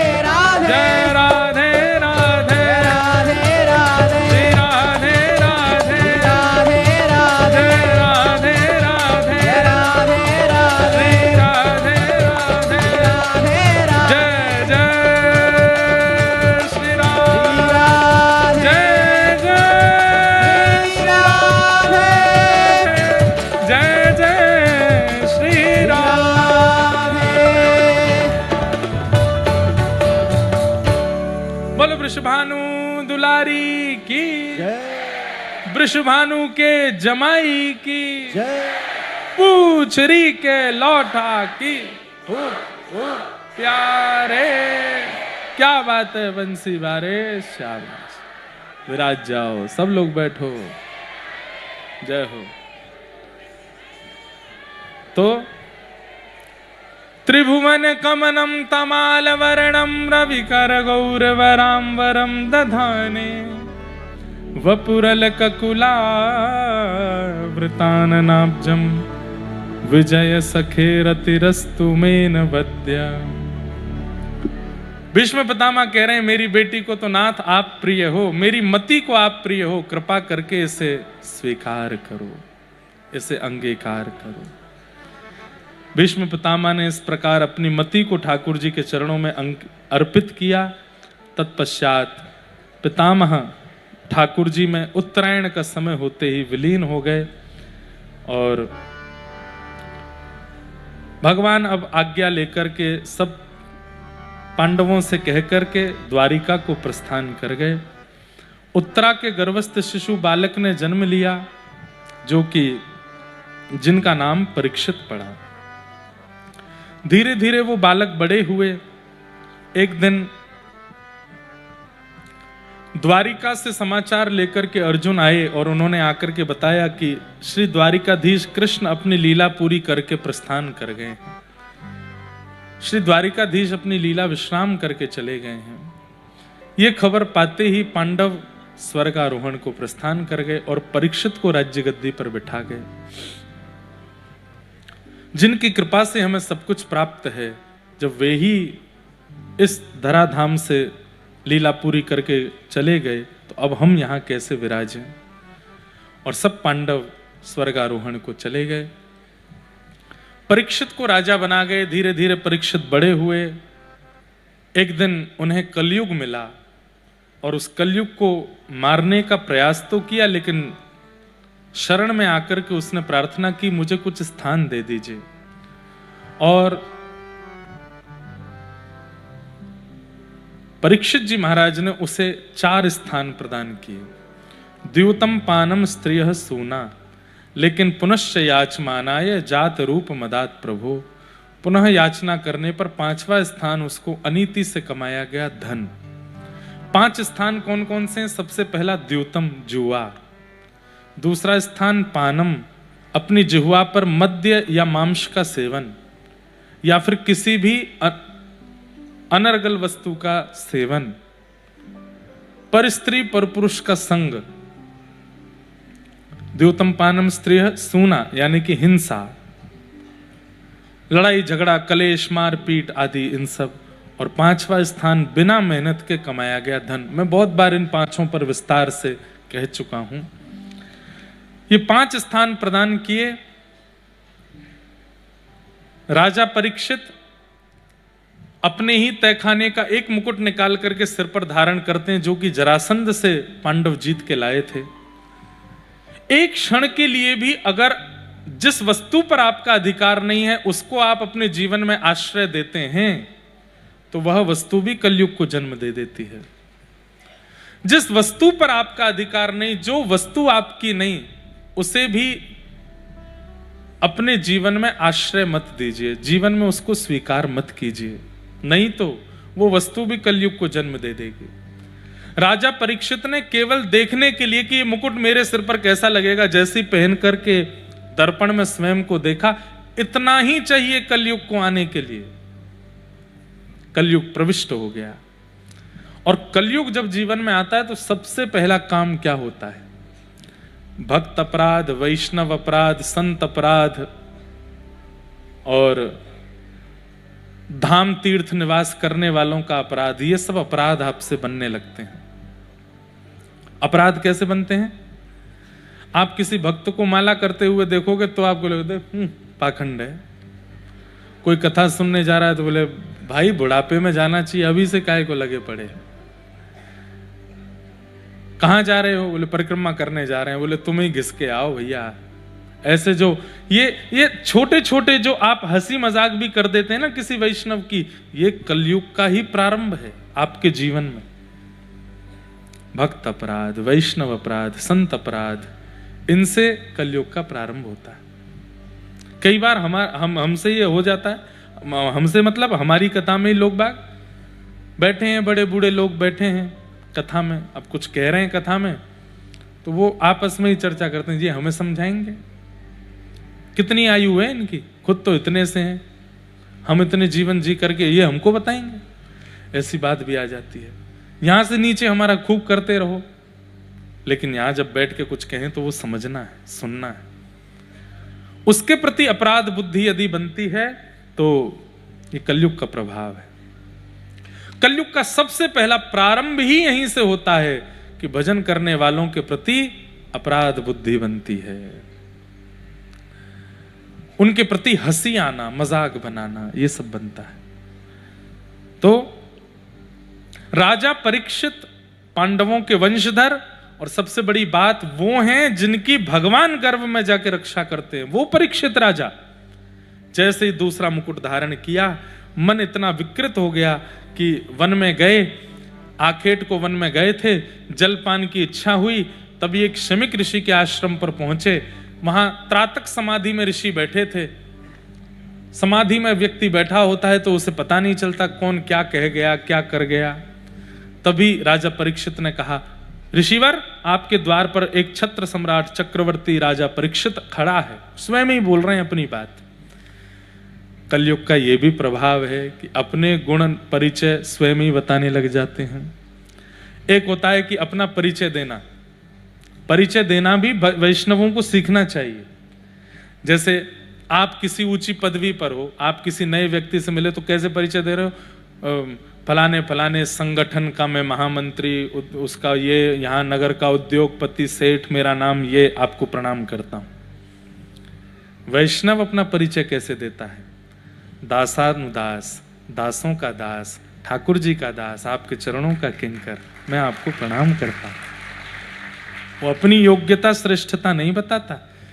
कलयुग का जिस पर प्रभाव होगा वो श्रेष्ठता बताने की कोशिश करेगा, और श्रेष्ठता नहीं बता। अब यहां सुन लिया कथा में, बोले महाराज जी मना कर रहे नहीं बतानी, कैसे भी पता तो चले सामने वाले को हम श्रेष्ठ हैं, तो वो दिखाएंगे। कई लोग 5 उंगली पहन ले, 5 अंगूठी पहनते हैं तो बार बार यूं ही करते रहते हैं। दिखे महाराज जी को, पता चले पहनी है हमने 5। कई लोगों पे बड़ी गाड़ी होती है तो बड़ी गाड़ी से आते हैं, पता चला कि बाहर कोई देखने ही नहीं आया गाड़ी, तो चाबी लेके जाते हैं भीतर, और उसकी विशेष चाबी जेब में भी रख सकते हैं, लेकिन उसको टेबल पर रखेंगे सामने, और बार बार उसकी तरफ संकेत, तब भी नहीं दिखा तो चाय का गिलास उसके बगल में धर देंगे, इसमें कर दीजिए, उसको दिख जाएगी बड़ी गाड़ी है। ये सब कलयुग करवाता है भैया, आप नहीं करते हो। ये अपनी वैल्यू किसी को पता चले, ये इच्छा हमारे चित्त में आना, ये कलयुग का प्रभाव है। मैं क्या हूं ये सबको पता होना चाहिए, ये कलयुग का प्रभाव है। तो प्रचार अपना नहीं होना चाहिए बंधुओं, प्रचार ठाकुर जी का होना चाहिए। प्रचार अपने नाम का नहीं होना चाहिए, प्रचार ठाकुर जी के नाम का होना चाहिए। प्रचार अपना नहीं होना चाहिए, प्रचार ठाकुर जी की कथा का होना चाहिए। और ठाकुर जी की कथा का हम तो आज से कथा कर रहे हैं, हम तो 10 साल से कथा कर रहे हैं। हमारे पूज्य पिताजी 52 वर्षों से कथा कर रहे हैं। कितने? 52। कितनों की तो उम्र नहीं यहाँ पे। अब कथा कहते कहते प्रचार अपना भी हो जाता, वो उनकी कथा सुननी है, वो महाराज जी बता रहे थे, वो बाकी अपने प्रचार की इच्छा नहीं होती कि हमारा बहुत होर्डिंग लगाओ, बोर्ड लगाओ। भाई वो तो इतना करना पड़ता है कि आप कथा में आओ, आप कथा सुनो, बाकी अपने प्रचार की बहुत इच्छा नहीं होनी चाहिए। और हम बहुत निष्किंचन भाव से व्यासपीठ से निवेदन करते हुए कह दें, कभी इच्छा हमने नहीं रखी कि प्रचार हो। अभी इतना सब समाज, इतनी सब भीड़ भाड़ होने लग गई ना सब जगह, तो भी मन में भाव आता है पूर्व जन्म की इच्छा रही होगी कि प्रचार हो, इसलिए हो गया है, इसलिए। और हमें यह भी पता है कि बहुत दिन तक रहने वाला भी नहीं है, कुछ दिन बाद फिर कोई और अच्छे आएंगे तो उनको सुनना शुरू करेंगे, तब तक घोर कलयुग ही जाना है तो कथा ही नहीं सुनेगा कोई। लेकिन तब तक हम यहां से प्रस्थान कर जाएं, बस ये भावना। हम तो ठाकुर जी से नित्य कहते हैं कि इतना खतरनाक समय ना देखना पड़े नाथ कि जीवात्मा कथा से प्रेम ही नहीं करे। उससे पहले पहले तो बुला लीजिएगा आप, उससे पहले निपटा दीजिएगा इस संसार में, ज्यादा दिन रहना नहीं है। तो अपने प्रचार की इच्छा, मैंने क्या किया, मैंने कैसे किया, मैंने कितना किया, ये सब बताना, इच्छा होना, यह भी एक कलयुग का प्रभाव है। अपना ही परिचय खुद ही दे रहे हैं। पृथ्वी का एक छत्र सम्राट चक्रवर्ती राजा परीक्षित आपके द्वार पर खड़ा है, प्यास से व्याकुल है, पानी पिलाइए। समाधि में बैठे थे शमीक ऋषि, नहीं सुना तो कलयुग ने दूसरा प्रभाव दिखाया। क्या? समाधि में देखते हुए भी राजा परीक्षित को यह नहीं लगा कि ये समाधि में, यह लगा कि ये पाखंड कर रहे हैं। मरा हुआ सर्प गले में डाल दिया, अपमान करा दिया। राजा परीक्षित लो, बस इतना ही काफी है। कलयुग एक गलती करवाता है आपसे और उसके बाद फिर 32 दिखाता है आपको, अब आएगा आनंद, अब तेरा पूरा जीवन उलट फेर कर दिया मैंने। एक अपराध करवा दिया राजा परीक्षित से, लौट करके जैसे ही राजा परीक्षित आए, जैसे ही मुकुट उतार करके धरा, सोचने लगे संतों के चरणों में सिर झुका के प्रणाम करने वाला मैं, वह सर्प केवल इसलिए उनके गले में डाल दिया क्योंकि उन्होंने मुझे जल नहीं पिलाया। इतना अपमान बोध मुझको हुआ।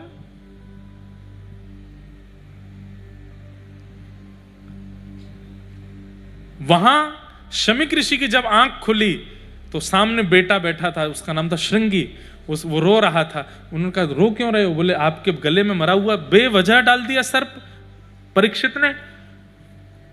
कोई बात नहीं, राजा हैं, बड़े बड़े काम करते रहते हैं, छोटे मोटे काम उनसे हो जाते हैं, कोई बात नहीं। बोले नहीं पिताजी कोई बात नहीं, मैंने श्राप दे दिया राजा परीक्षित को, आज के ठीक 7वें दिन उसको तक्षक सर्प डस देगा और उसकी मृत्यु हो जाएगी। पिता ने बेटा को डांटा, ये तूने अच्छा नहीं किया। रोगी का इलाज करना चाहिए, वैद्य को औषधि देनी चाहिए, ना कि विष।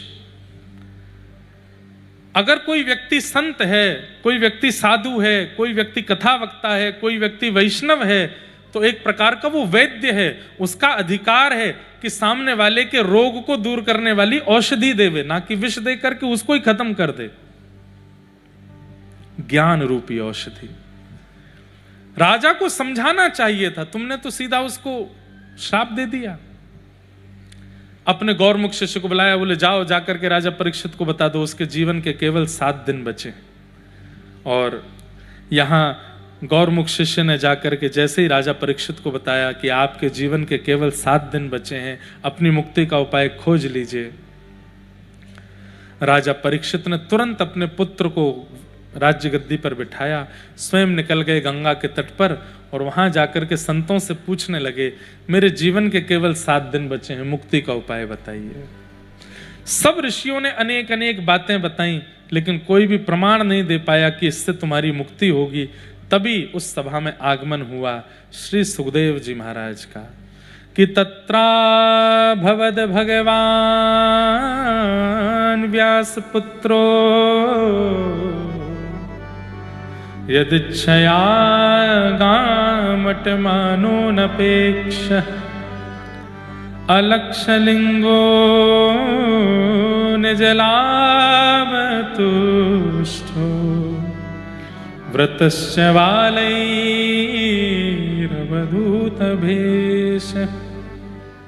श्री सुखदेव जी महाराज की जय।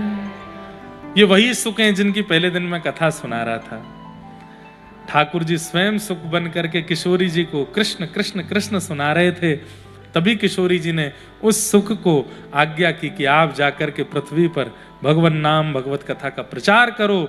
वही सुखदेव जी जो ठाकुर जी के ही स्वरूप हैं, पृथ्वी पर वेदव्यास जी के गर्भ से प्रकट हुए, जिन्होंने भागवत की कथा गा करके पूरे जनमानस को कृतार्थ कर दिया, वही सुखदेव जी अब परीक्षित की सभा में आए। परीक्षित ने एक आसन लगा दिया था, व्यास आसन, कि जिसको भी उत्तर देना हो 7 दिन में मरने वाले की मुक्ति का उपाय क्या है, इस पर बैठ करके दे। अभी तक कोई भी ऋषि इतनी हिम्मत नहीं कर पाया कि उस आसन पर बैठे। सुखदेव जी दौड़ घूमते घूमते आ रहे थे और आकर के सीधे उस आसन पर ही बैठे, सीधे आकर के बैठ गए। राजा परीक्षित ने तुरंत चरणों में प्रणाम करते हुए कहा कि महाराज मेरे जीवन के केवल 7 दिन बचे हैं, मेरी मुक्ति का उपाय बताइए। आहा। और यहां से श्री सुखदेव जी कहना प्रारंभ करते हैं, बंधुओं, गुरु वही जो हरि सो मिलावे, गुरु वही जो अज्ञान मिटावे, गुरु वही जो सद्मार्ग दिखावे, और गुरु वही जो सब तज वृंदावन बसावे, वो गुरु। और एक बात और कह दें अंत में, गुरु वही जो प्रश्न करना सिखावे। प्रश्न का उत्तर देने वाला गुरु नहीं होता, प्रश्न करना सिखावे वो गुरु होता है। क्या प्रश्न करना चाहिए हमें ये विवेक नहीं होता। मेरे पास बहुत प्रश्न आते हैं, कई प्रश्न ऐसे होते हैं कि इसका मैं क्या उत्तर दूं। अब प्रश्न करना, कैसा प्रश्न होना चाहिए सुनिए। सुनने वाले को भी कुछ मिले, उसको तो मिलेगा ही, पर सुनाने वाले को भी कुछ मिले, प्रश्नकर्ता को भी कुछ मिले, उत्तरकर्ता को भी कुछ मिले, और जो खाली बैठे सुन रहे हैं उनको भी कुछ मिले। ऐसा प्रश्न होना चाहिए। राजा परीक्षित ने क्या प्रश्न किया? जिसके जीवन के अल्प दिन बचे हैं, 7 दिन बचे हैं, उसको अपनी मुक्ति के लिए क्या करना चाहिए। लेकिन यहां सुखदेव जी महाराज उत्तर नहीं दे रहे हैं, उसका प्रश्न सुधार रहे हैं। क्या कहते हैं कि वरीयानेशते प्रश्न कृतो लोक हितं नृप आत्मवित् सम्मतः पुंसा श्रोतव्यादिषु यप्परः। बहुत ध्यान से सुनिए। सुखदेव जी कहते हैं, परीक्षित, अगर ये प्रश्न जो तुम कर रहे हो, ये तुमने अगर पूरे जगत के लिए किया है तो ये प्रश्न बहुत अच्छा है, पर पर्सनली अपने लिए किया है तो ये प्रश्न उचित नहीं है। क्यों? मैं जगत में नहीं आता? नहीं, तुम जगत में आते हो, लेकिन तुम्हारे साथ में कुछ टर्म्स एंड कंडीशंस हैं। ध्यान से सुनिएगा, कितनी अच्छी बात है। राजन, अगर जल्दी मरने वाले की मुक्ति का उपाय तुम पूरे विश्व के लिए पूछ रहे हो कि विश्व में कोई जल्दी मरने वाला हो तो वो क्या करे, तो ये प्रश्न अच्छा है। पर तुम अगर पूछ रहे हो तो ये अच्छा नहीं है। राजा परीक्षित बोले, मरने का श्राप तो मुझे लगा है 7 दिन में, तो मैं ही तो पूछूंगा, मेरे लिए उचित क्यों नहीं है। तब सुखदेव जी जो बात कहते हैं वो सुनने योग्य है। वे कहते हैं, राजन, तुम कौन हो इस पर विचार करो। तुम पांडवों के वंशधर हो ये विचार मत करो, तुम उत्तरा के बेटे हो ये विचार मत करो, तुम अभिमन्यु के पुत्र हो ये विचार मत करो। तुम वो हो जो गर्भ में मरने वाले थे, लेकिन भगवान ने आके रक्षा की। और ठाकुर जी ने केवल इसलिए तो तुमको नहीं बचाया था कि तुम एक दिन राजा बन जाओ, एक दिन एक छत्र सम्राट बन जाओ, और एक दिन तुमको मरने का श्राप मिले तो तुम मुझसे बचने का उपाय पूछो। वहीं मर जाते तुम मातृ गर्भ में। ठाकुर जी ने तुम्हारी रक्षा की, इसलिए ठाकुर जी कोई बड़ा कार्य तुमसे कराना चाहते। 7 दिन में मृत्यु के मुक्ति का उपाय तुम पूछ रहे हो। अपने चारों तरफ नजर घुमा के देखो, हजारों संतों के बीच में तुम बैठे हो, तुम कुछ नहीं भी करोगे, 7 दिन केवल बैठे रहोगे तो तुम्हारी मुक्ति हो जाएगी, क्योंकि चारों तरफ से हरि नाम तुमको सुनाई दे रहा है। और एक बात बोलूं, 7 दिन बहुत बड़ी बात है। अंतिम दिन होता, अंतिम क्षण होता, और तुम्हारी अंतिम श्वास निकल रही होती, उस समय भी अगर मैं आ गया होता तो भी तुमको मुक्ति मिल जाती। क्यों? मुक्ति के लिए 7 दिन 7 साल आवश्यक नहीं, एक क्षण, एक सेकंड। कैसे पता है? आपने पूरी लाइफ में क्या किया डजंट मैटर, लेकिन आपने अंतिम श्वास लेते हुए अगर कह दिया हरि, नारायण, कृष्ण, राम, गोविंद, गोपाल, और बस कहते ही प्राण चले गए, तो आपके जीवन में जो कुछ भी आपने किया सब इरेजर से मिटा दिया जाता, खत्म, अब तो वैकुंठ ही मिलेगा। क्यों? अंते नारायण स्मृति। आप कहोगे ये बढ़िया है Maharaj ji, so let's prepare for the last breath. अब लगते हैं सारे गंदे कामों में, लास्ट ब्रीथ ही तो हरि बोलना है। जन्म जन्म मुनि यतन कराही, क्या अंत राम कही आवत नाही। दुनिया में अगर सबसे कठिन कुछ है तो वो अंतिम श्वास में राम का नाम याद आना वही नहीं आता। हमारे पिताजी एक प्रसंग सुनाते हैं। एक बार एक बहुत बड़े सेठ जी थे, बहुत पैसे वाले थे। उनके 4 पुत्र थे। 4 पुत्रों ने देखा कि पिताजी की इतनी संपत्ति अभी तक बंटवारा नहीं किया इन्होंने, और ये बूढ़े बड़े हो गए, कभी भी जा सकते हैं। कहते थे कि पिताजी थोड़ा हिस्सा हिस्सा क्या है बता जाओ, बता देंगे। एक दिन जो सेठ जी थे, मृत्यु का समय आया, तो भागवत जी में वर्णन है कि जब मृत्यु, सहज मृत्यु आती है ना, जीवन अंत होता है पूरा जीवन जीने के बाद, अकाल मृत्यु नहीं, सहज मृत्यु। सहज मृत्यु पाने वाले व्यक्ति की मृत्यु जब होती है तो कंठे घुरघुरायते, अंतिम क्षण में घुर घुर करता है गला, और उतनी देर क्या होता है, उसके नेत्र बंद हो जाते हैं। अपने जन्म से लेकर के अभी तक का पूरा जीवन उसको दिखाई दे जाता है कि मैंने क्या किया। आज आपसे पूछा जाए कि आपने, कोई यहां 60-70 वर्ष के बैठे हो, उनसे पूछा जाए 15 साल की उम्र में क्या हुआ था, याद नहीं। हमसे पूछा जाए बताओ 8 साल की उम्र में क्या था, याद नहीं। लेकिन अंतिम क्षण में सब याद आ जाता है, सब याद आ जाता है। आप स्कूल में आपका मित्र कौन था, कॉलेज में आपका सखा कौन था, कहां क्या खाया था, नाश्ते में आज से 25 साल पहले क्या पाया था, यह भी याद आ जाता है। लेकिन आपने बड़ोदरा में कथा सुनी थी, ये याद नहीं आएगा। आपने गिरिराज जी की परिक्रमा करी थी, ये याद नहीं आएगा। मतलब आपके माइंड रूपी जो हार्ड डिस्क है, उसमें से भक्ति का फोल्डर डिलीट हो जाता है अंतिम क्षण में, वो याद नहीं आता। जिसकी मात्रा ज्यादा होती है, आप कभी जैसे आधुनिक फोन यूज करने वाले भाई लोग कभी कभी स्टोरेज चेक करते हैं, तो जो चीज सबसे ज्यादा होती है वो रेड होता है पूरा, और जो चीज आपके फोन में सबसे कम है वो ग्रीन होगा, ब्लू होगा, येलो होगा, पर जो सबसे ज्यादा मात्रा में है वो पूरा रेड होता है। ऐसे ही आपने अपने संपूर्ण जीवन में सबसे ज्यादा क्या किया, वो रेड होता है, बाकी सब तो धीमे धीमे धीमे होते हैं, दिखाई देते हैं। ऐसे ही अंतिम क्षण में आपने अपने जीवन में सबसे ज्यादा क्या किया, वही याद आता है आपको।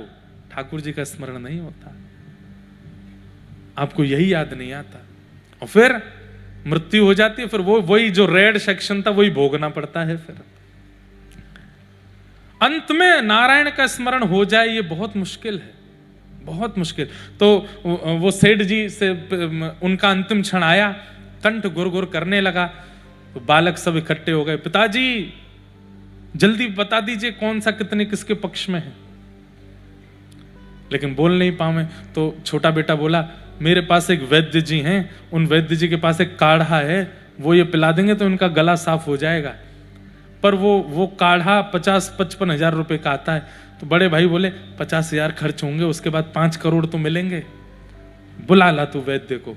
वैद्य को बुला करके लाए, काढ़ा बना करके कंठ में पिलाया। अंतिम कितना अच्छा अवसर था उन महाराज जी के पास में, उन सेठ जी के पास में।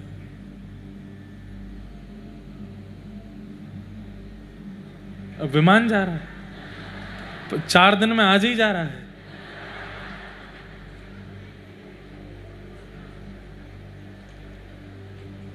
इतने साइलेंस रहता ना, आज पहली बार गया है ऊपर से। या हम आधुनिक क्यों सोचें, हम तो यही सोचेंगे ठाकुर जी आने वाले हैं, विमान उतर रहा है। वैकुंठ से ठाकुर जी आ रहे हैं, बोले बेटा 6:30 के आसपास बज गए। हाँ देखो 6:30 ही बजे हैं,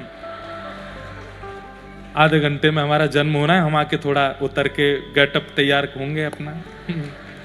तो क्या निवेदन कर रहा था मैं, हाँ, तो वो सेठ जी, तो सेठ जी के पास कितना अच्छा अवसर था, उनका गला खुल गया। वो चाहते तो नाम संकीर्तन कर लेते, लेकिन जैसे ही गला साफ हुआ उनका, पिताजी बोलिए। बोले हाँ हाँ अब आवाज निकल रही है। बोले हाँ जल्दी बताओ पिताजी, अंतिम क्षण बचे हैं आपके, पूरा शरीर पानी पानी हो रहा है आपका, प्राण निकलने वाले, अंतिम इच्छा जो हो बता दो। और संकेत में बोले बता दीजिए कौन कितना किसके पक्ष में है, बाड़ा किसके नाम है, खेत किसके नाम है, घर किसके नाम। बोले बड़ा वाला कहाँ है? बोले मैं यहीं खड़ा हूँ। बीच वाला कहाँ है? बोले मैं भी यहीं खड़ा हूँ। छोटा वाला कहाँ है? बोले पिताजी यहीं हूँ, चरणों के पास देखो। बड़ी बहू कहाँ है? बोले मैं भी यहीं हूँ, आप तो बोलो जल्दी। छोटी वाली का बेटा अब यहीं बैठा है गोद के पास ही, बोलिए जल्दी बोलिए। बोले मैं तो ये कह रहा था आंगन में भैंस का पड्डा झाड़ू खा रहा है, तुम लोग झाड़ू नहीं संभाल पा रहे, संपत्ति क्या संभालोगे। और कहते ही प्राण निकल गए उनके, झाड़ू पड्डा कहते कहते प्राण गए।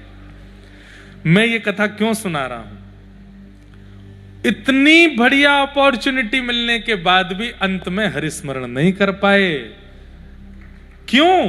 क्योंकि जीवन भर नहीं किया। तो अंतिम नारायण स्मृति मुक्ति प्रदान करती है, पर उसके लिए आपको हर दिन याद करना पड़ेगा, जपात सिद्धिर जपात सिद्धिर जपात सिद्धिर न संशय। पहली बार कोई रोटी बेलन से बनाना सीखता है ना, तो कभी गुजरात का नक्शा बनता है, कभी दिल्ली बन जाता है, कभी उत्तर प्रदेश बनता है, कभी भारत बनता है। लेकिन जब वो ट्रेंड हो जाते हैं ना धीरे धीरे, और जब वो स्टार्टिंग शुरू करते हैं तो पूरा ध्यान, कभी इधर से बड़ी करो, इधर से करो, इधर कम रह गया यहां से बढ़ाओ। लेकिन जब आ जाती है ना बनानी, तो माताएं इधर उधर चिल्लाती हुई, बच्चों को डांट पीटती हुई भी बना देती हैं, गोल ही बनती है। क्यों? अभ्यास। हम लोगों का सब चीज में अभ्यास है, हरि नाम में अभ्यास नहीं है हमारा। अगर हरि नाम में अभ्यास बन जाए तो अंतिम क्षण में हरि नाम मुख से निकलेगा। हमारे वृंदावन के एक व्यक्ति थे वो गुजरात के, लेकिन वृंदावन वास करने लगे और 35 वर्ष की अवस्था में वृंदावन आ गए, वृंदावन में रहने लगे। 65 वर्ष की अवस्था में उनको स्ट्रोक आया हार्ट में। उस समय की बात है जब ज्यादा आधुनिक थे नहीं, तो डॉक्टरों ने कहा ऑपरेशन करना पड़ेगा। तो ऑपरेशन करते समय एनेस्थीसिया का इंजेक्शन लगा दिया। एनेस्थीसिया के बाद दुनिया का कोई माई का लाल हो, किसी को होश नहीं रहता। लेकिन वो डॉक्टर आश्चर्यचकित हो गया, उनके प्राण तो चले गए थे ऑपरेशन में ही। उसने बाहर आकर के कहा, बोले मैंने अपने जीवन में ऐसा ऑपरेशन नहीं किया। क्यों? बोले एनेस्थीसिया देने के बाद भी, हृदय को यहां से खोलने के बाद भी, ऑपरेशन करने के बाद भी, इतने भयानक नशे के बाद भी उनके मुख से श्री वृंदावन श्री राधा, श्री वृंदावन श्री राधा अपने आप प्रकट हो रहा था। बोले मेरे हाथ कांप रहे थे कि आज यहां पे साइंस फेल हो गई भाई, इस आदमी को असर नहीं हुआ। बोले ऑपरेशन सक्सेसफुल नहीं हुआ, उनके प्राण चले गए, लेकिन अंतिम क्षण तक श्री राधा बोलते ही रहे, मुख से निकलता ही रहा। इसमें क्या था? उन्होंने किशोरी जी का नाम नहीं पकड़ा है, किशोरी जी ने उनको पकड़ा हुआ है। तो या तो आपके जीवन में इस प्रकार से नाम आ जाए कि अंतिम क्षण में आपके मुख से और कुछ निकले ही ना, नाम ही निकले। तो अंते नारायण स्मृति, इससे मुक्ति मिलती है। लेकिन राजन तुम मुक्ति मत मांगो, तुम तो भक्ति मांगो, तुम अपने लिए भक्ति मांगो। बोले क्यों? मैं भक्ति क्यों मांगूं? तब कितना सुंदर उत्तर देते हैं, मुक्ति का मतलब मृत्यु के बाद भगवान का दर्शन, भक्ति का मतलब जीते जी भगवान का दर्शन। 7 दिन बचे हैं तुम्हारे पास, तुम 7वें दिन की प्रति, तुम्हारी चिंता ये नहीं होनी चाहिए कि 7वें दिन मुझे मुक्ति मिले, तुम्हारी चिंता ये होनी चाहिए कि 7 दिन पूरे हों, उससे पहले पहले ठाकुर जी मुझे चलते फिरते दिख जाएं। ये चिंता तुम्हारी होनी चाहिए। तब राजा परीक्षित ने कहा, नाथ अब मेरा प्रश्न बदल गया। देखो इसे कहते हैं प्रश्न सिखा दिया। ये नहीं पूछ रहे हैं अब कि 7 दिन बाद मुझे मुक्ति कैसे मिलेगी। अब प्रश्न क्या कर रहे हैं? मेरे जीवन के बस 7 दिन बचे हैं, 7वां दिन आवे उससे पहले पहले मुझे ठाकुर जी का अनुभव करा दीजिए, उसके लिए मैं क्या करूं, कृपा कर मुझे बताओ। पर सुखदेव जी बोले, अब तुम्हारा प्रश्न उचित हुआ, अब इसके लिए एक ही उपाय है। क्या? तुमको मैं भागवत की कथा सुनाऊंगा। और यहां से शुकाचार्य जी ने फिर कथा सुनाना प्रारंभ किया। भूगोल खगोल का वर्णन, सृष्टि का वर्णन, कपिल देवभूति संवाद, सारे प्रसंग सुनाए गए। मैं सबको स्पर्श मात्र करूंगा क्योंकि समय का अभाव है और आगे के क्रम में हमें ठाकुर जी के नंदोत्सव तक पहुंचना है, वैसे ही विलंब हो जाता है उसमें। कपिल देवभूति संवाद के पश्चात भक्त ध्रुव की कथा सुनाई गई, जहां छोटी सी अवस्था में ध्रुव जी ने भगवत प्राप्ति की। 5 महीने में ध्रुव जी ने ठाकुर जी को प्राप्त कर लिया। उनके वंश का वर्णन किया गया। तत्पश्चात भूगोल खगोल नरकों का वर्णन करके अजामिलोपाख्यान सुनाया गया। और तभी भगवान के परम भक्त श्री वृत्रासुर जी का प्रसंग आया। अहम हरे तव पादैकमूल दासानुदासो भवतास्म भूय मनस्मरेता सुपतेर्गुणांस्ते गृणीत वाक्कर्म करोतु काय न नाकपृष्ठं न च पारमेष्ठं न सार्वभौमं न रसाधिपत्यं न योगसिद्धिरपुनर्भवं वा समंजसत्वा विरहय्यकांक्षे। बहुत सुंदर स्तुति है। मन तो मेरा है कि मैं इसका विस्तार कर दूं थोड़ा सा। वृत्रासुर नाम के एक असुर हुए। अब पूरी कथा तो नहीं सुनाऊंगा, केवल स्तुति प्रकरण सुना देता हूं। इनका इंद्र के साथ में युद्ध हुआ। तो जब इंद्र सामने खड़ा हो गया तो ये बोले कि मेरी मृत्यु निश्चित है। खुद ही बोल रहे हैं, मुझे पता है मैं तेरे हाथ से मर जाऊंगा। क्यों? क्योंकि तुम पर तुम्हारे गुरु की कृपा है। लेकिन मृत्यु प्राप्त करने से पहले मैं ठाकुर जी की स्तुति गाना चाहता हूं। तो रणभूमि में लड़ने से पहले वृत्रासुर बैठ करके भगवान का स्तवन करता है और भगवान से क्या मांग रहे हैं, बहुत ध्यान से सुनो। हे नाथ, अगर आप कृपा करके कुछ देना चाहते हो तो एक वरदान दे दो। बोले क्या? दासानुदासो भवतास्म भूय।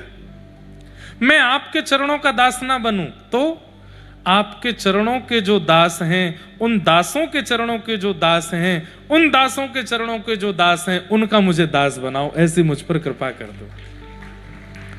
ताली तो आपने बजाई, पर इसका भाव समझ में आया? ठाकुर जी बोले मेरा दास क्यों नहीं बनना? मेरे चरणों में क्या कमी है, मुझ में क्या कमी है जो तुम्हें मेरा दास नहीं बनना? मेरे दासों के दासों के दासों का दास तुमको बनना है, क्यों? आहा, विष्णु पितामह वृत्रासुर कहते हैं मूल से ज्यादा ब्याज प्यारा होता है। हे नाथ, पुत्र से ज्यादा नाती प्यारा होता है। और भैया नाती के बाद अगर परनाती हो जाए तो हमारे सनातन धर्म में जो दादाजी परदादा बनते हैं तो सोने की सिद्धि चढ़ जाते हैं, वो नृत्य करने लगते हैं। हे नाथ, यदि मैं आपका दास बनूंगा तो आपको प्रिय लगूंगा, लेकिन दासों के दासों का दास बनूंगा तो आपको अति प्रिय लगूंगा। इसलिए मुझे अति प्रिय बनना है, प्रिय नहीं बनना। दासानुदासो भवतास्म भूय। मैंने कहा ना, भक्ति में ठाकुर जी को प्रस्तुतिकरण दिखाओ। आप क्या आधुनिक कर रहे हो, ठाकुर जी उससे रीझते हैं। वही सुबह 6:30 बजे उठ करके ठंडे जल से ठाकुर जी का स्नान करा दिया, इत्र लगा दिया, कपड़े पहना दिए, वही सेम भोजन करा दिया, सेम आरती घुमा दी, और आरती के बीच में नौकरों को भी डांट दिया, नाती पोताओं को स्कूल भी भेज दिया। ऐसे थोड़ी मिलते हैं ठाकुर जी। ठाकुर जी भी प्रतीक्षा करें, पता नहीं आज क्या नया करेगा, आज कुछ नवीन करेगा, आज कुछ विशेष करेगा। राधा वल्लभ जी ही हमको ठाकुर जी जैसे क्यों लगते हैं? बिहारी जी ही हमें ठाकुर जी जैसे क्यों लगते हैं? द्वारिकाधीश ही हमें ठाकुर जी जैसे क्यों लगते हैं? क्योंकि हर दिन कुछ नया होता है मंदिर में, हर दिन प्रसाद नया, हर दिन श्रृंगार नया, हर दिन मनोरथ नए होते हैं ठाकुर जी के। इसलिए वहां लगता है कि ठाकुर जी बैठे हैं। और घर के ठाकुर जी हमको मूर्ति से ही लगते हैं। क्यों? वही है, सेम रूटीन है रोज का, कोई परिवर्तन ही नहीं उसमें। कुछ प्रस्तुतिकरण में विशेष करो। तो वृत्रासुर कह रहे हैं कि नाथ मुझे दासों का दास। और इस बात को मैं केवल आपको रिझाने के लिए नहीं बोल रहा हूं, मेरे पास प्रमाण है इस बात का। बोले कौन सा प्रमाण है? बोले गजयूथ पारी, आपके चरणों का दास था वो गजेंद्र, वो आपको पुकार रहा था, लेकिन आपने आकर के सुदर्शन चक्र से उसके चरणों को मुख में लेके बैठे हुए ग्राह का उद्धार पहले किया। उससे मुझे ये बात क्लियर हो गई कि आप दासों के दासों पर ज्यादा कृपा करते हो, इसलिए मुझे दासानुदासो भवतास्म भूय। ठाकुर जी के नेत्रों से अश्रुपात होने लगे। वाह वृत्रासुर, तू नाम का असुर है, पर नाम तेरा वृत्रासुर नहीं भक्त वृत्त होना चाहिए। तू तो भक्त है। अरे इंद्र सीख, तू इससे युद्ध करने वाला है, इसकी भक्ति तो देख। वृत्रासुर बोले उसको मत टोकिए, उससे तो मुझे युद्ध ही करना है, मेरी बात सुनिए बस। ठाकुर जी बोले इतनी अच्छी स्तुति तुमने गाई है, कुछ मांग लो, जो मांगोगे सो दूंगा। वृत्रासुर बोला वचन दीजिए, जो मांगूंगा सो दोगे। ठाकुर जी बोले जैसे वचन मांगने आते मेरी हालत खराब होती है, पता नहीं क्या मांगेंगे। लेकिन ठाकुर जी ने वचन दिया, बोले वचन देता हूं, जो मांगेगा सो दूंगा, मांग। भैया सही बताऊं तो भक्ति में ठाकुर जी को छल लीजिए। ठाकुर जी भी नेत्रों से अश्रुपात करने लगे आपकी भावना देख करके।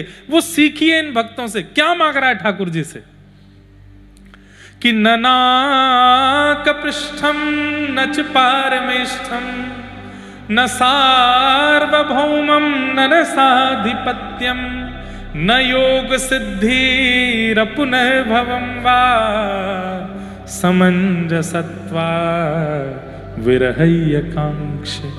क्या मांगा? ना मुझे इंद्र की पदवी चाहिए, ना मुझे शिव की पदवी चाहिए, ना मुझे ब्रह्मा की पदवी चाहिए, ना मुझे स्वर्ग का राजा बनना है, ना मुझे रसातल का राजा बनना है, ना मुझे पृथ्वी का साम्राज्य चाहिए, ना मुझे धन दौलत, कुछ नहीं चाहिए। क्या चाहिए? बोले दोगे? बोले हाँ।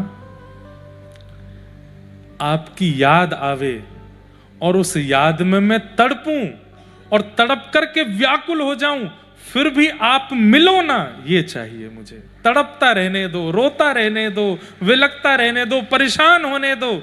अरे रो रो करके सिर को फाड़ लूं अपने, चीख चीख करके मेरा गला अवरुद्ध हो जाए नाथ, लेकिन आप मिलना नहीं, मुझको रोने देना, मुझे विरह चाहिए। ठाकुर जी बोले क्या मांग रहे हो? मेरा संयोग नहीं चाहिए, मेरा वियोग चाहिए। क्यों? बोले नाथ संयोग में आप केवल दो नेत्रों को दिखाई देते हो, लेकिन वियोग में रोम रोम को दिखाई देते हो, वियोग में रोम रोम को अनुभव होते हो। मैं रोम रोम से आपका प्रेम, अरे युवाओं सीखिए प्रेम किसको कहते हैं। मिलन प्रेम नहीं है। मिलन में किसको सुख मिलता है? केवल इंद्रियों को सुख मिलता है। लेकिन जब प्रेमी दूर होता है तो बुद्धि भी स्मरण करती है, मन भी स्मरण करता है, कान भी स्मरण करते हैं, हाथ भी स्मरण करते हैं, चरण भी स्मरण करते हैं, सर्वांगीण अंग स्मरण करता है। और एक बात बोलूं, जिसने कभी प्रेम में वियोग नहीं सहा, उसका प्रेम शुद्ध नहीं हो सकता। जो लोग बड़ोदरा में रहते हैं लेकिन रोज वृंदावन की याद आती है, रोज चाहते हैं कि हम वृंदावन चले जाएं लेकिन नहीं जा पाते, अच्छा है कि तुम्हें वियोग मिल रहा है, क्योंकि वियोग प्रेम को पवित्र करता है। बुरा नहीं मानिएगा वो लोग जिनका मन करता है तुरंत फ्लाइट बुक की, ट्रेन बुक की, पहुंच गए सीधे वृंदावन। वियोग तो देखा ही नहीं आपने, वो याद तो आई नहीं आपको, जिस याद में तड़प होती है, जिस याद में व्याकुलता होती है, जिस याद में विचलनता होती है।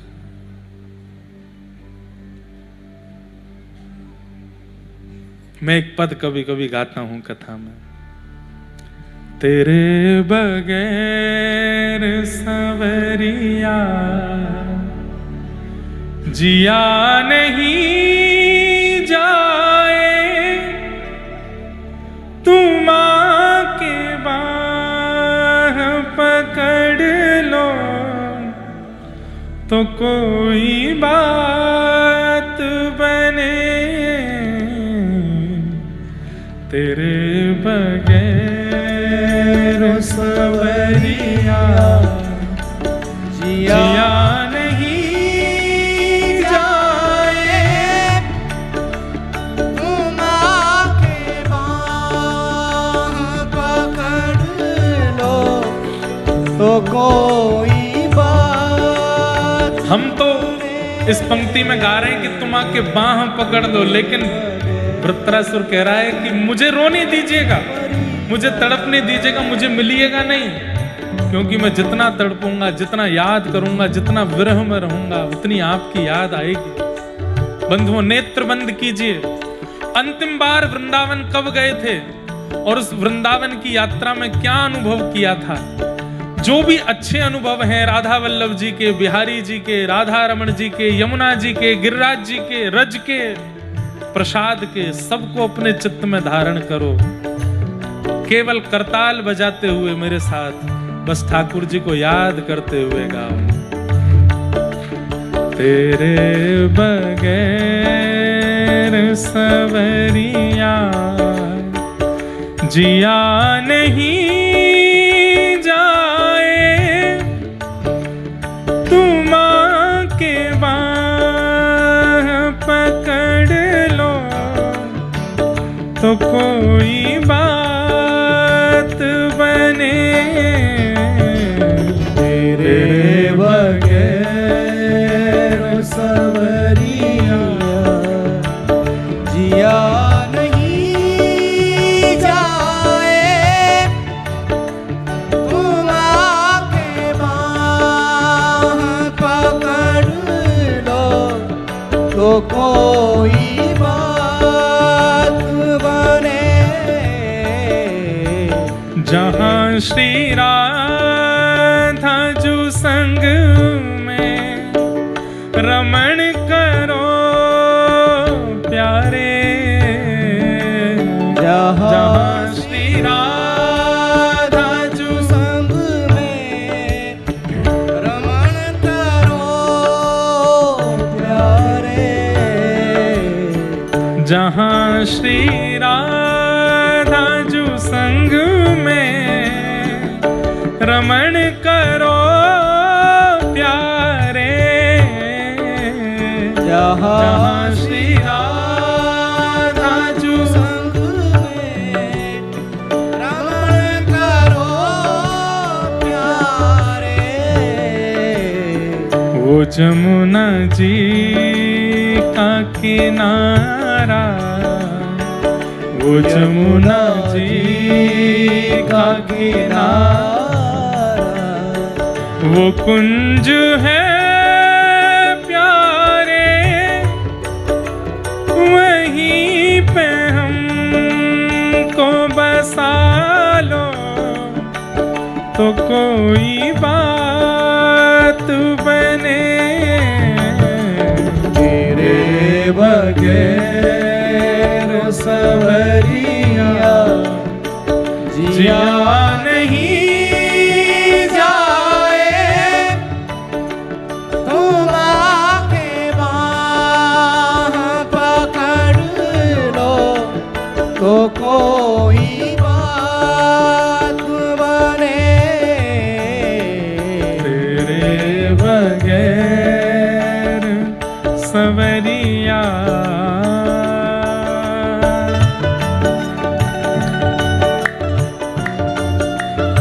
करताल बजा के गाओ श्री राधा रमण लाल की।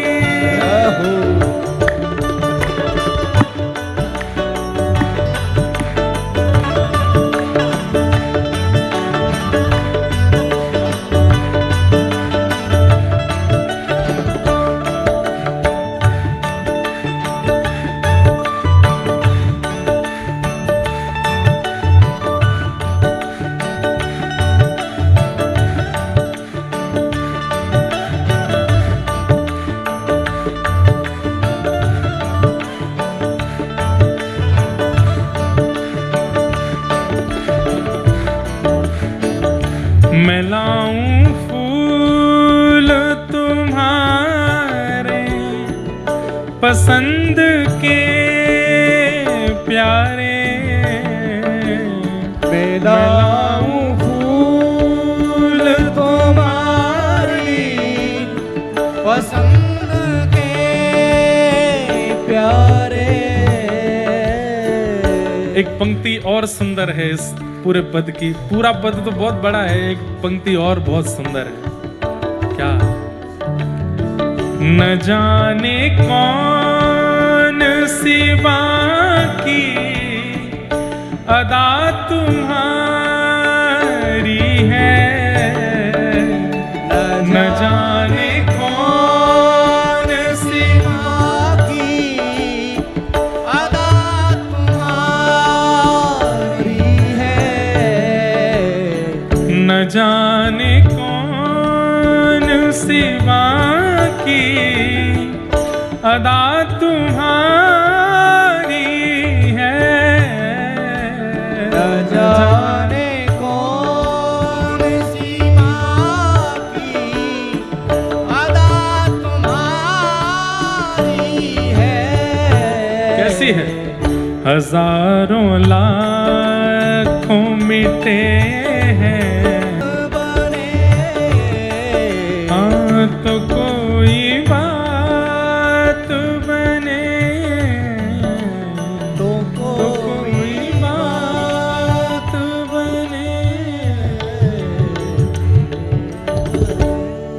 विरह, ना ही मुझे ब्रह्मा की पदवी, ना शिव की पदवी, ना कुछ नहीं चाहिए नाथ, बस आपका विरह दे दीजिए कि आपको देखने के लिए मेरे नेत्र तरसें। दर्शन को नैना तपे,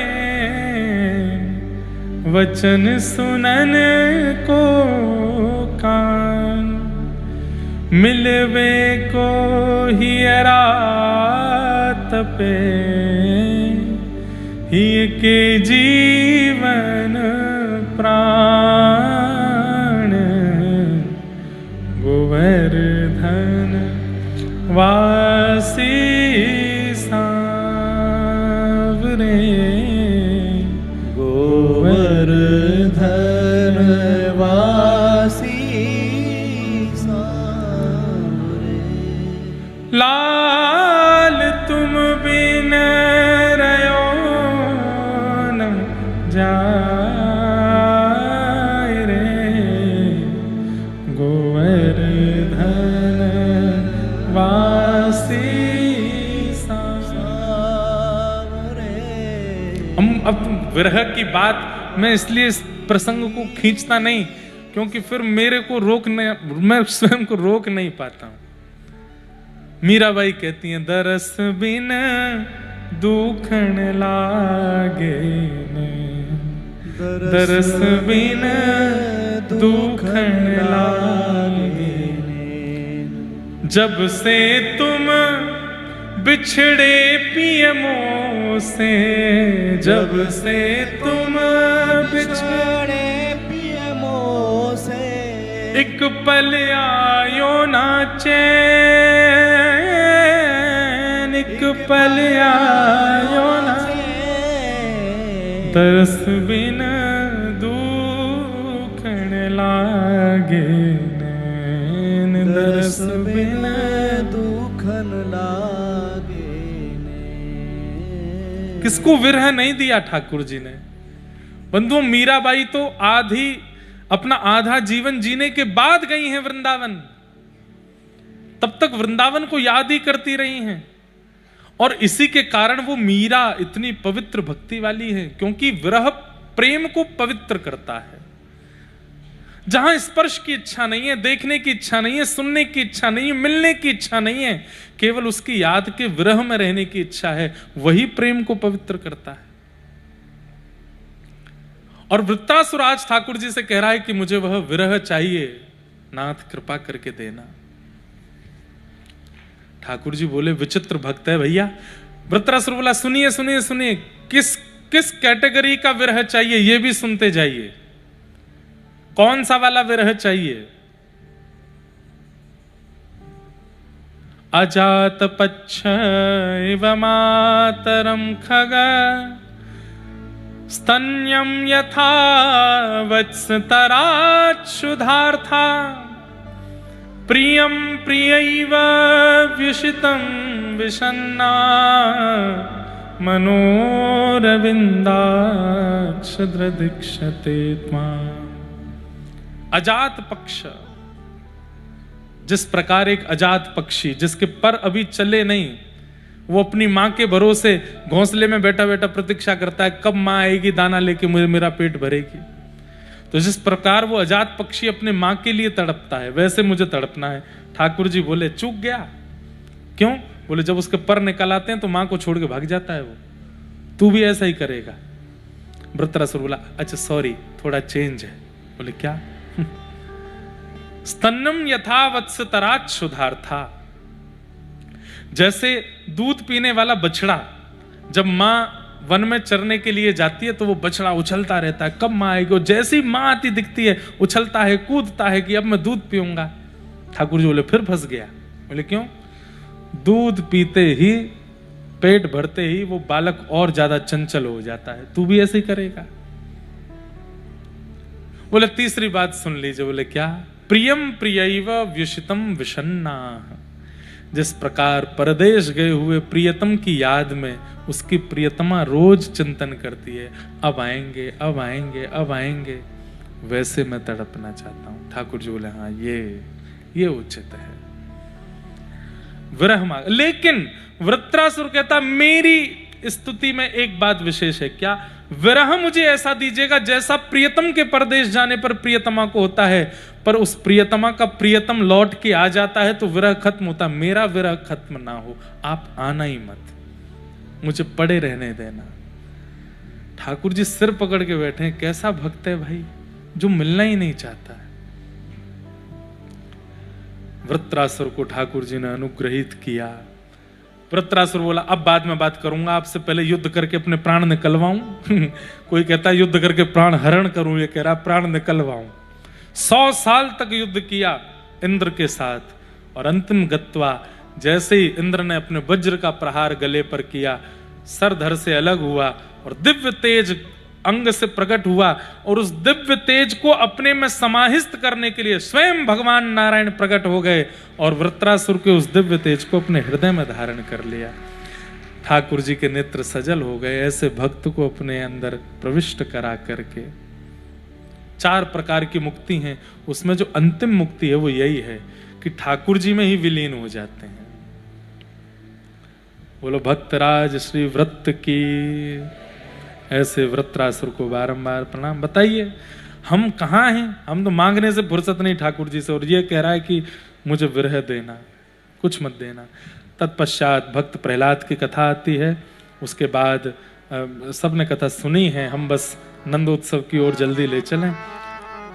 देवासुर संग्राम, बलि वामन अवतार, आपके इस गुजरात को ठाकुर जी ने पवित्र किया।